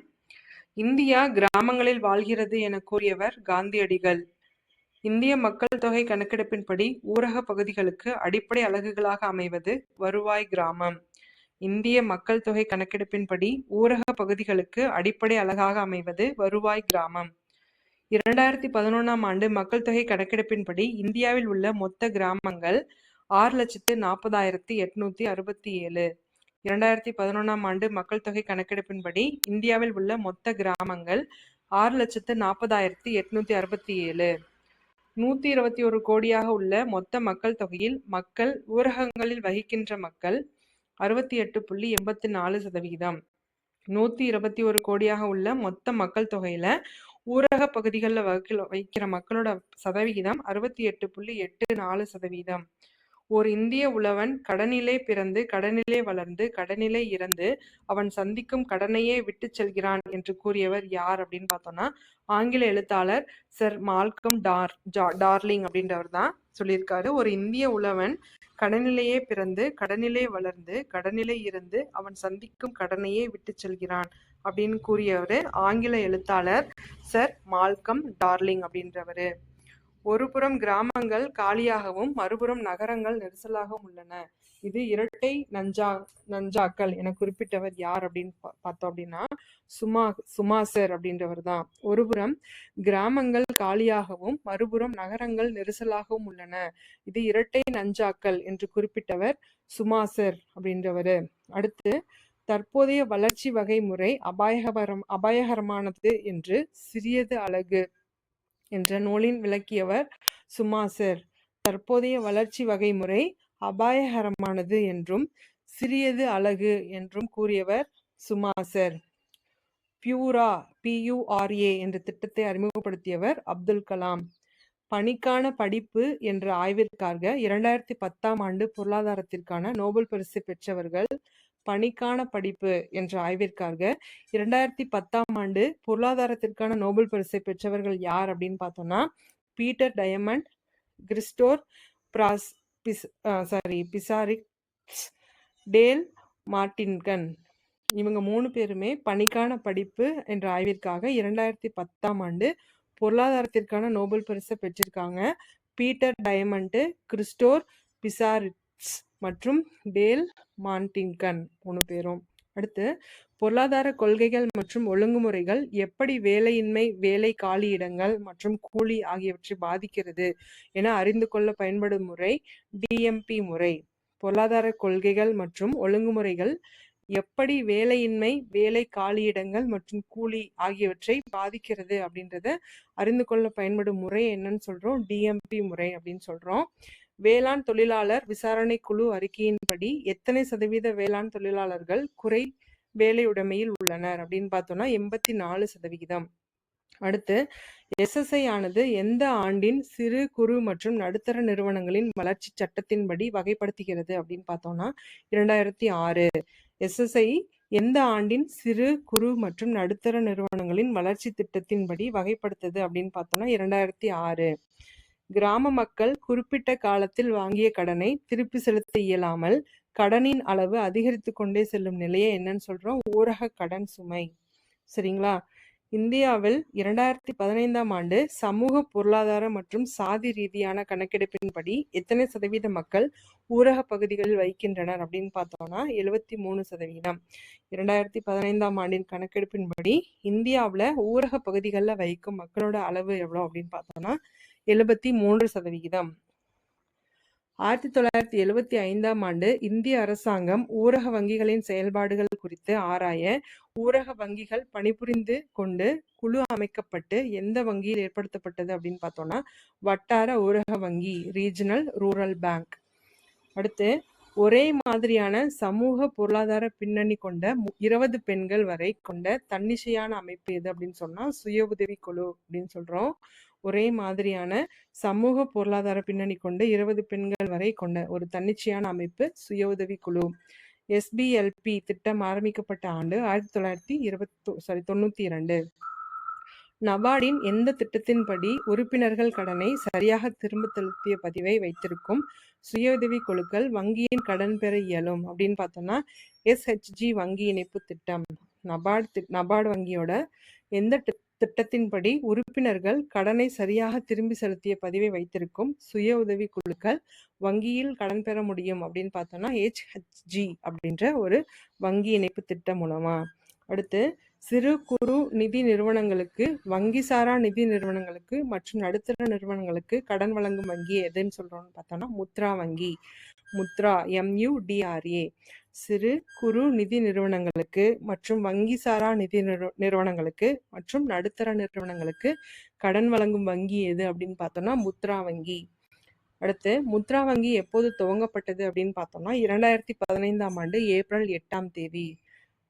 அடுத்த கேள்வி, தேசிய ஊரக நல அமைப்பு அதாவது NRHM ஆரம்பிக்கப்பட்ட ஆண்டு 2005 ஏப்ரல் 12. அடுத்து இனப்பெருக்கம், தாய்மைப்பேறு, சிசு, குழந்தை மற்றும் வளரிளம் பருவத்தினரின் நலனுக்காக பல்வேறு பணிகளை மேற்கொள்ளும் அமைப்பு எது அப்படின்னு பார்த்தோம்னா தேசிய ஊரக நல அமைப்பு. இனப்பெருக்கம், தாய்மைப்பேறு, சிசு, குழந்தை மற்றும் வளரிளம் பருவத்தினர் நலனுக்காக பல்வேறு பணிகளை மேற்கொள்ளும் அமைப்பு எது அப்படின்னு பார்த்தோம்னா தேசிய ஊரக நல அமைப்பு. அடுத்து ஊரக பகுதிகளில் உற்பத்தி செய்யப்பட்ட பண்டங்களை வாங்கவோ அல்லது விற்கவோ ஏற்படுத்தப்பட்ட கட்டமைப்பு ஊரக அங்காடி. அடுத்து இந்தியாவின் ஊரக சாலை பகுதி எவ்வளோ அப்படின்னு பார்த்தோம்னா 26.50 லட்சம் சதுர கிலோமீட்டர்ஸ். இந்தியாவின் ஊரக சாலை பகுதி 26.5 லட்சம் கிலோமீட்டர்ஸ். இதில் சாலைகள் போடப்பட்ட பகுதி 13.5 லட்சம் கிலோமீட்டர்ஸ். அடுத்து உலகிலேயே மிகப்பெரிய சாலை தொடர்பு வசதி அமைந்துள்ள நாடு இந்தியா. உலகிலேயே மிகப்பெரிய சாலை தொடர்பு வசதி அமைந்துள்ள நாடு இந்தியா. 1950ஆம் ஆண்டில் இந்திய சாலையின் நீளம் 4 லட்சம் கிலோமீட்டராக இருந்தது. ஊரக பகுதிகளுக்கு மின் வசதியை ஏற்படுத்தி தருவது ஊரக மின்மயமாக்கல். ஊரக பகுதிகளுக்கு மின் வசதியை ஏற்படுத்தி தருவது ஊரக மின்மயமாக்கல். அடுத்து மெட்ராஸ் பல்கலைக்கழகத்தின் முதல் பொருளாதார பேராசிரியர் யார் அப்படின்னு பார்த்தோம்னா கில்பர்ட் ஸ்லேட்டர் அப்படின்றவர் தான். மெட்ராஸ் பல்கலைக்கழகத்தின் முதல் பொருளாதார பேராசிரியர் கில்பர்ட் ஸ்லேட்டர். அடுத்து 1918ஆம் ஆண்டு கில்பர்ட் ஸ்லேட்டர் வெளியிட்ட புத்தகம் எது அப்படின்னு பார்த்தோம்னா தென்னிந்திய கிராமங்கள். தேவைக்கு அதிகமாக வேலையை பலர் செய்வதை என்னன்னு சொல்றோம்? குறை வேலையின்மை அப்படின்னு சொல்றோம். அடுத்து 2011-2012 மதிப்பீட்டின்படி ஊரக பகுதியில் எத்தனை கோடி மக்கள் ஏழையாகவும் வறுமை கோட்டிற்கு கீழும் வாழ்கின்றனர் அப்படின்னு பார்த்தோம்னா 22%. 2011-12 கணக்கெடுப்பின்படி ஊரக பகுதிகளில் எத்தனை கோடி மக்கள் ஏழையாகவும் வறுமையாகவும் வாழ்கின்றனர் அப்படின்னு பார்த்தோம்னா 22% மக்கள். அடுத்து உலக ஏழை மக்களின் தொகையில் எத்தனை சதவிகிதம் இந்தியாவில் உள்ளனர் அப்படின்னு பார்த்தோம்னா 22%. உலக அளவில் ஏழை மக்களோட சதவீதத்துல இந்தியாவில் மட்டும் 22% மக்கள் இருக்கிறாங்க. அடுத்து 20 அம்ச திட்டம் வெளியிடப்பட்ட ஆண்டு 1975. 20 அம்ச திட்டம் வெளியிடப்பட்ட ஆண்டு 1975. ஒருங்கிணைந்த ஊரக வளர்ச்சி திட்டம் வெளியிடப்பட்ட ஆண்டு 1978. ஒருங்கிணைந்த ஊரக வளர்ச்சி திட்டம் வெளியிடப்பட்ட ஆண்டு 1978. அடுத்து ஊரக இளைஞர்களுக்கான சுய வேலைவாய்ப்பு பயிற்சி ஆரம்பிக்கப்பட்ட ஆண்டு 1979. வேலைக்கு உணவு திட்டம் ஆரம்பிக்கப்பட்ட ஆண்டு 1977.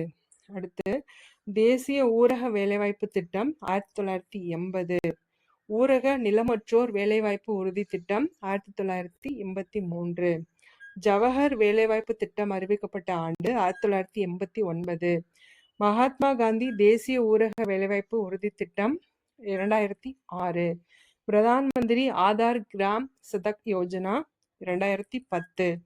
பாரத் நிர்மான் யோஜனா 2005. இந்திரா ஆவாஸ் யோஜனா 1985-86 ஆண்டுகள்ல நிறைவேற்றியிருக்காங்க. அடுத்து ஜவஹர்லால் நேரு தேசிய நகர்ப்புற மறுசீரமைப்பு திட்டம் 2005. ராஜீவ் ஆவாஸ் யோஜனா 2009. தேசிய ஊரக நலத்திட்டம் 2005. தேசிய ஊரக வாழ்வாதார திட்டம் 2011. தேசிய உணவு பாதுகாப்பு திட்டம் 2013. 2016 அக்டோபர் 4 நிலவரையின்படி வேலையின்மை ஊரக வேலையின்மை எவ்வளோ இருந்திருக்கு அப்படின்னு பார்த்தோம்னா 7.8%. நகர்ப்புற வேலையின்மை 10.1%. இந்திய மொத்த வேலையின்மை 8.5% இருந்திருக்கு. 2016 அக்டோபர் 4 நிலவரப்படி வேலையின்மை இப்படி இந்தியாவோட மொத்த வேலையின்மை 8.5% இருந்திருக்கு. அடுத்து 2018 இந்திய சாலைகளின் நீளம் எவ்வளோ அப்படின்னு பார்த்தோம்னா 34 லட்சம் கிலோமீட்டர்ஸ். அதுவே 1950-51 இந்திய சாலைகளின் நீளம் எவ்வளோ இருந்திருக்கு அப்படின்னு பார்த்தோம்னா 4 லட்சம் கிலோமீட்டர்ஸ் தான் இருந்திருக்கு. அடுத்து ஒரு சதுர கிலோமீட்டர் நிலப்பரப்பில் வாழும் மக்களின் எண்ணிக்கையை குறிப்பது மக்கள் தொகை அடர்த்தி. அடுத்து HDI அப்படின்னா மனிதவள மேம்பாட்டு குறியீடு. WEI அப்படின்னா மகளிர் வல்லமை குறியீடு. GDI அப்படின்னா பாலின வேறுபாடு குறியீடு. அடுத்து PQLA அப்படின்னா இயல்தர வாழ்க்கை குறியீடு. அடுத்து GNHI அப்படின்னா மொத்த தேசிய மகிழ்ச்சி குறியீடு. இதோட அப்ரிவேஷன்ஸ் எல்லாமே இங்கிலீஷ்ல நம்ம ப்ரீவியஸ் டாபிக்ஸ்ல பார்த்துருப்போம். சரிங்களா? தமிழ்ல வேணும் அப்படின்னா இதை கோத்ரூ பண்ணிக்கோங்க. அடுத்து ஊரக பகுதியில் ஒரு மனிதன் எடுத்துக்கொள்ள வேண்டிய கலோரி அளவு எவ்வளோ அப்படின்னு பார்த்தோம்னா 2400 கலோரிகள். அடுத்து திட்டக்குழுவின் கணக்கீட்டின்படி 2009-2010 ஊரக பகுதியில் வறுமையில் உள்ள மக்கள் சதவீதம் 54.10%. இதே மொத்த வறுமை சதவீதம் எவ்வளோ இருந்திருக்கு அப்படின்னு பார்த்தோம்னா 33.80%. அடுத்து ஊரக வறுமைக்கான காரணம் என்ன அப்படின்னு பார்த்தோம்னா நிலங்கள் சரியாக பிரிக்கப்படாமை, பண்ணை சார்ந்த தொழில்களில் வேலை வாய்ப்பின்மை, பொதுத்துறையில் முதலீடு இன்மை. சரிங்களா? அது இல்லாம பணவீக்கம், குறைந்த உற்பத்தி திறன், குறைந்த பொருளாதார வளர்ச்சி விகிதம், இது எல்லாமே தான் வறுமைக்கான காரணமா சொல்லப்படுது. அடுத்து வேளாண் தொழிலாளர்கள் விசாரணை குழு அறிக்கையின்படி 84% வேளாண் தொழிலாளர்கள் குறை வேலையுடைமையாக இருந்திருக்காங்க. சரிங்களா? வேளாண் தொழிலாளர்கள் விசாரணை குழுவோட அறிக்கையின்படி 84% வேளாண் தொழிலாளர்கள் குறை வேலையுடைமையாக இருந்திருக்காங்க. அதாவது பாதி வேலை தான் அவங்களுக்கு இருக்கும், பாதி சேலரி தான் கிடைக்கும். அடுத்து அவர்கள் ஆண்டுக்கு சராசரியா 82 நாட்கள் வேலை இல்லாம இருந்திருக்காங்க. அடுத்து ஊரக வேலையின்மைக்கான காரணங்கள் என்ன அப்படின்னு பார்த்தோம்னா திறன் மேம்பாட்டு பயிற்சி மற்றும் வேலைவாய்ப்பு உருவாக்கமின்மை. சரிங்களா? ட்ரைனிங் கிடையாது, அதே மாதிரி அவங்களுக்கு பிளேஸ்மெண்ட்ஸும் கிடையாது. அடுத்து வேளாண்மை பருவ காலம் சார்ந்தது, அதே மாதிரி கிளைமேட்டிக் கண்டிஷன்ஸ் பொறுத்தும் அவங்களோட வேலைகள் பாதிக்கப்பட்டிருக்கு. அடுத்து துணை தொழில்கள் இன்மை அல்லது வேளாண்மையை இயந்திரமயமாக்கல். அவங்களுக்கு அசிஸ்டன்ட் ஒரே ஒரு தொழிலை மட்டுமே தான் சார்ந்திருக்காங்க, இன்னொரு தொழில் அவங்களுக்கு இல்லை. அதே மாதிரி வேளாண்மையை இயந்திரமயமாக்கல் மூலமா எல்லா பொருளுக்குமே நம்ம டிராக்டர்ஸ் யூஸ் பண்றோம், இந்த மாதிரி பண்ணும்போது அந்த மேன் பவர் குறைஞ்சு போயிடுது இல்லைங்களா? அடுத்து மூலதன செறிவு தொழில்நுட்பம் அண்ட் கல்வி முறையில் உள்ள குறைபாடு. சரிங்களா? ஸோ நமக்கு அந்த டெக்னாலஜி டெவலப்மெண்ட்டுக்கு ஏற்ற மாதிரி அவங்களுக்கு அவேர்னஸ் இல்லாமல் இருக்கிறதும் அந்த வேலையின்மைக்கான முக்கிய காரணமாக சொல்லப்படுது. அடுத்து இந்தியாவில் உள்ள ஊரக குடும்பங்களில் கடனாளிகளின் பங்கு எவ்வளவு அப்படின்னு பார்த்தோம்னா 3/4 பங்கு, 4/3 பங்கு இந்தியாவில் ஊரக குடும்பங்கள் கடனாளிகளாக இருக்காங்க. சரிங்களா?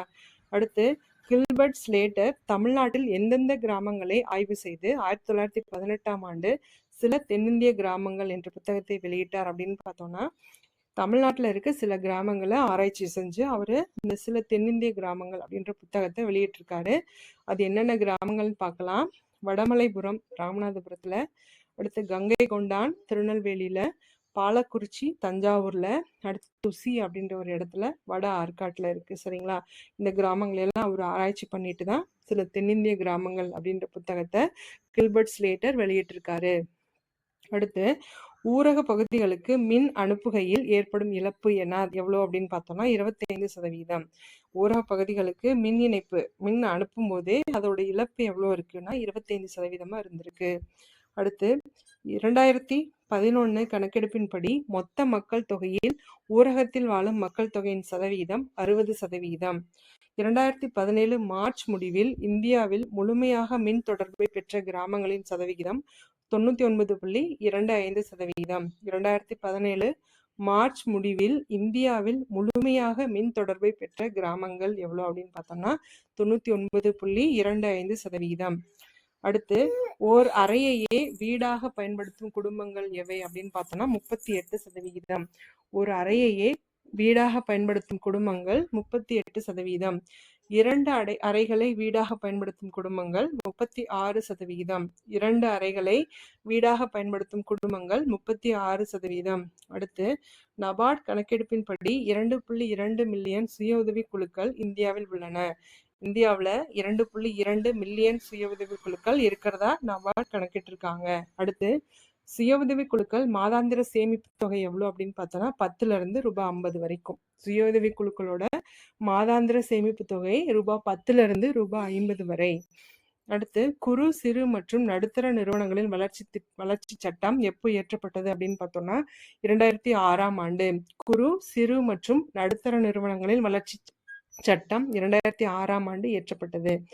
அடுத்து ஊரக வேலையின்மையின் வகைகள் எவ்வளோ அப்படின்னு பார்த்தோம்னா 3 இருக்கு. அவை வெளிப்படையான வேலையின்மை, மறைமுக வேலையின்மை அல்லது குறை வேலையுடைமை, அடுத்தது பருவகால வேலையின்மை. சரிங்களா?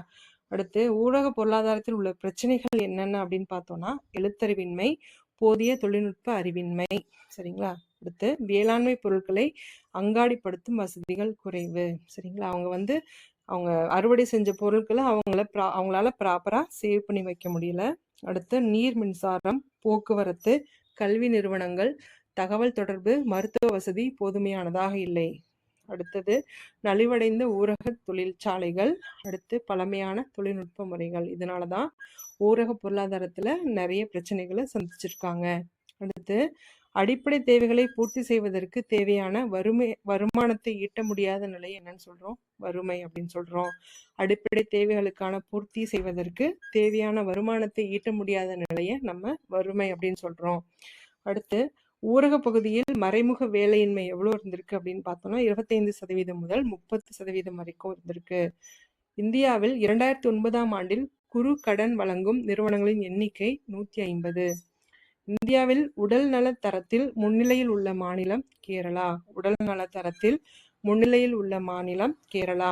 அடுத்து ஊரக பகுதியின் அடிப்படை அழகாக கருதப்படுவது எது அப்படின்னு பார்த்தோம்னா வருவாய் கிராமம். ஊரக பகுதியை கண்டறியும் பண்பு எது அப்படின்னு சொன்னா குறைந்த மக்கள் தொகை அடர்ச்சி. ஊரக பகுதிகள் அப்படின்னாவே அங்க மக்கள் தொகையோட அடர்த்தி குறைவாதான் இருக்கும். அடுத்து ஊரக பொருளாதாரத்தின் முக்கிய இயல்பு என்ன அப்படின்னு பார்த்தோம்னா வேளாண்மையை சார்ந்திருத்தல். ஊரக பொருளாதாரம் முக்கியமா வேளாண்மையை சார்ந்துதான் இருந்திருக்கு. அடுத்து தேவைக்கு அதிகமாக வேலையில் ஈடுபடும் மக்களின் நிலைமையை மறைமுக வேலையின்மை அப்படின்னு சொல்றோம். தேவைக்கு அதிகமா வேலையில மக்கள் ஈடுபடுற அந்த நிலைமையை மறைமுக வேலையின்மை அப்படின்னு சொல்றோம். அடுத்து ஊரக பகுதி, ஊரக மக்கள் மற்றும் ஊரக வாழ்க்கையை மேம்படுத்துவது அப்படின்றது ஊரக மேம்பாடு. ஊரக மேம்பாடு அப்படின்றது எதெல்லாம் உள்ளடக்கியது அப்படின்னு பார்த்தோம்னா ஊரக பகுதி, ஊரக மக்கள் மற்றும் ஊரக வாழ்க்கையை மேம்படுத்துதல் இது எல்லாத்தையுமே உள்ளடக்கியது. அடுத்து ஊரக பொருளாதாரத்தில் வேளாண்மை பிரச்சனைகளுக்கு தொடர்புடையதாக கருதப்படுவது எது அப்படின்னு பார்த்தோம்னா சிறிய அளவு நில உடைமை. வேளாண்மை பிரச்சனைக்கு ஒரு தொடர்புடையதாக கருதப்படுறது எது அப்படின்னு பார்த்தோம்னா சிறிய அளவு நில உடைமை. அடுத்து ஊரக கடனுக்கு காரணம் என்ன அப்படின்னு பார்த்தோம்னா ஏழ்மை. அடுத்து குறிப்பிட்ட காலத்திற்கு மட்டும் வேலை வாய்ப்பு பெறுவது பருவகால வேலை வாய்ப்பு அப்படின்னு சொல்றோம். அடுத்து ஊரக சாலையில் பயன்பாடாக கருதப்படுவது எது அப்படின்னு பார்த்தோம்னா ஊரக அங்காடி வசதி, வேலை வாய்ப்பு மற்றும் ஊரக வளர்ச்சி. அடுத்து முழுமையான மின் வசதி பெற்றுள்ள மாநிலங்கள் மற்றும் யூனியன் பிரதேசங்கள் எவை அப்படின்னு பார்த்தோம்னா 20 இருக்கு.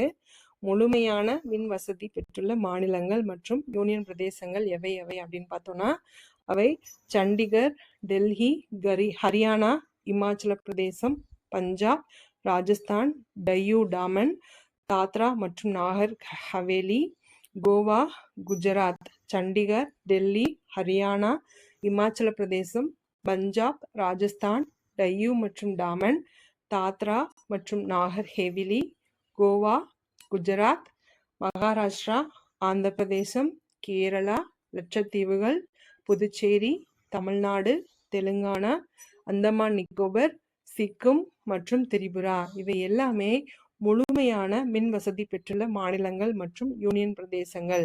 சரிங்களா?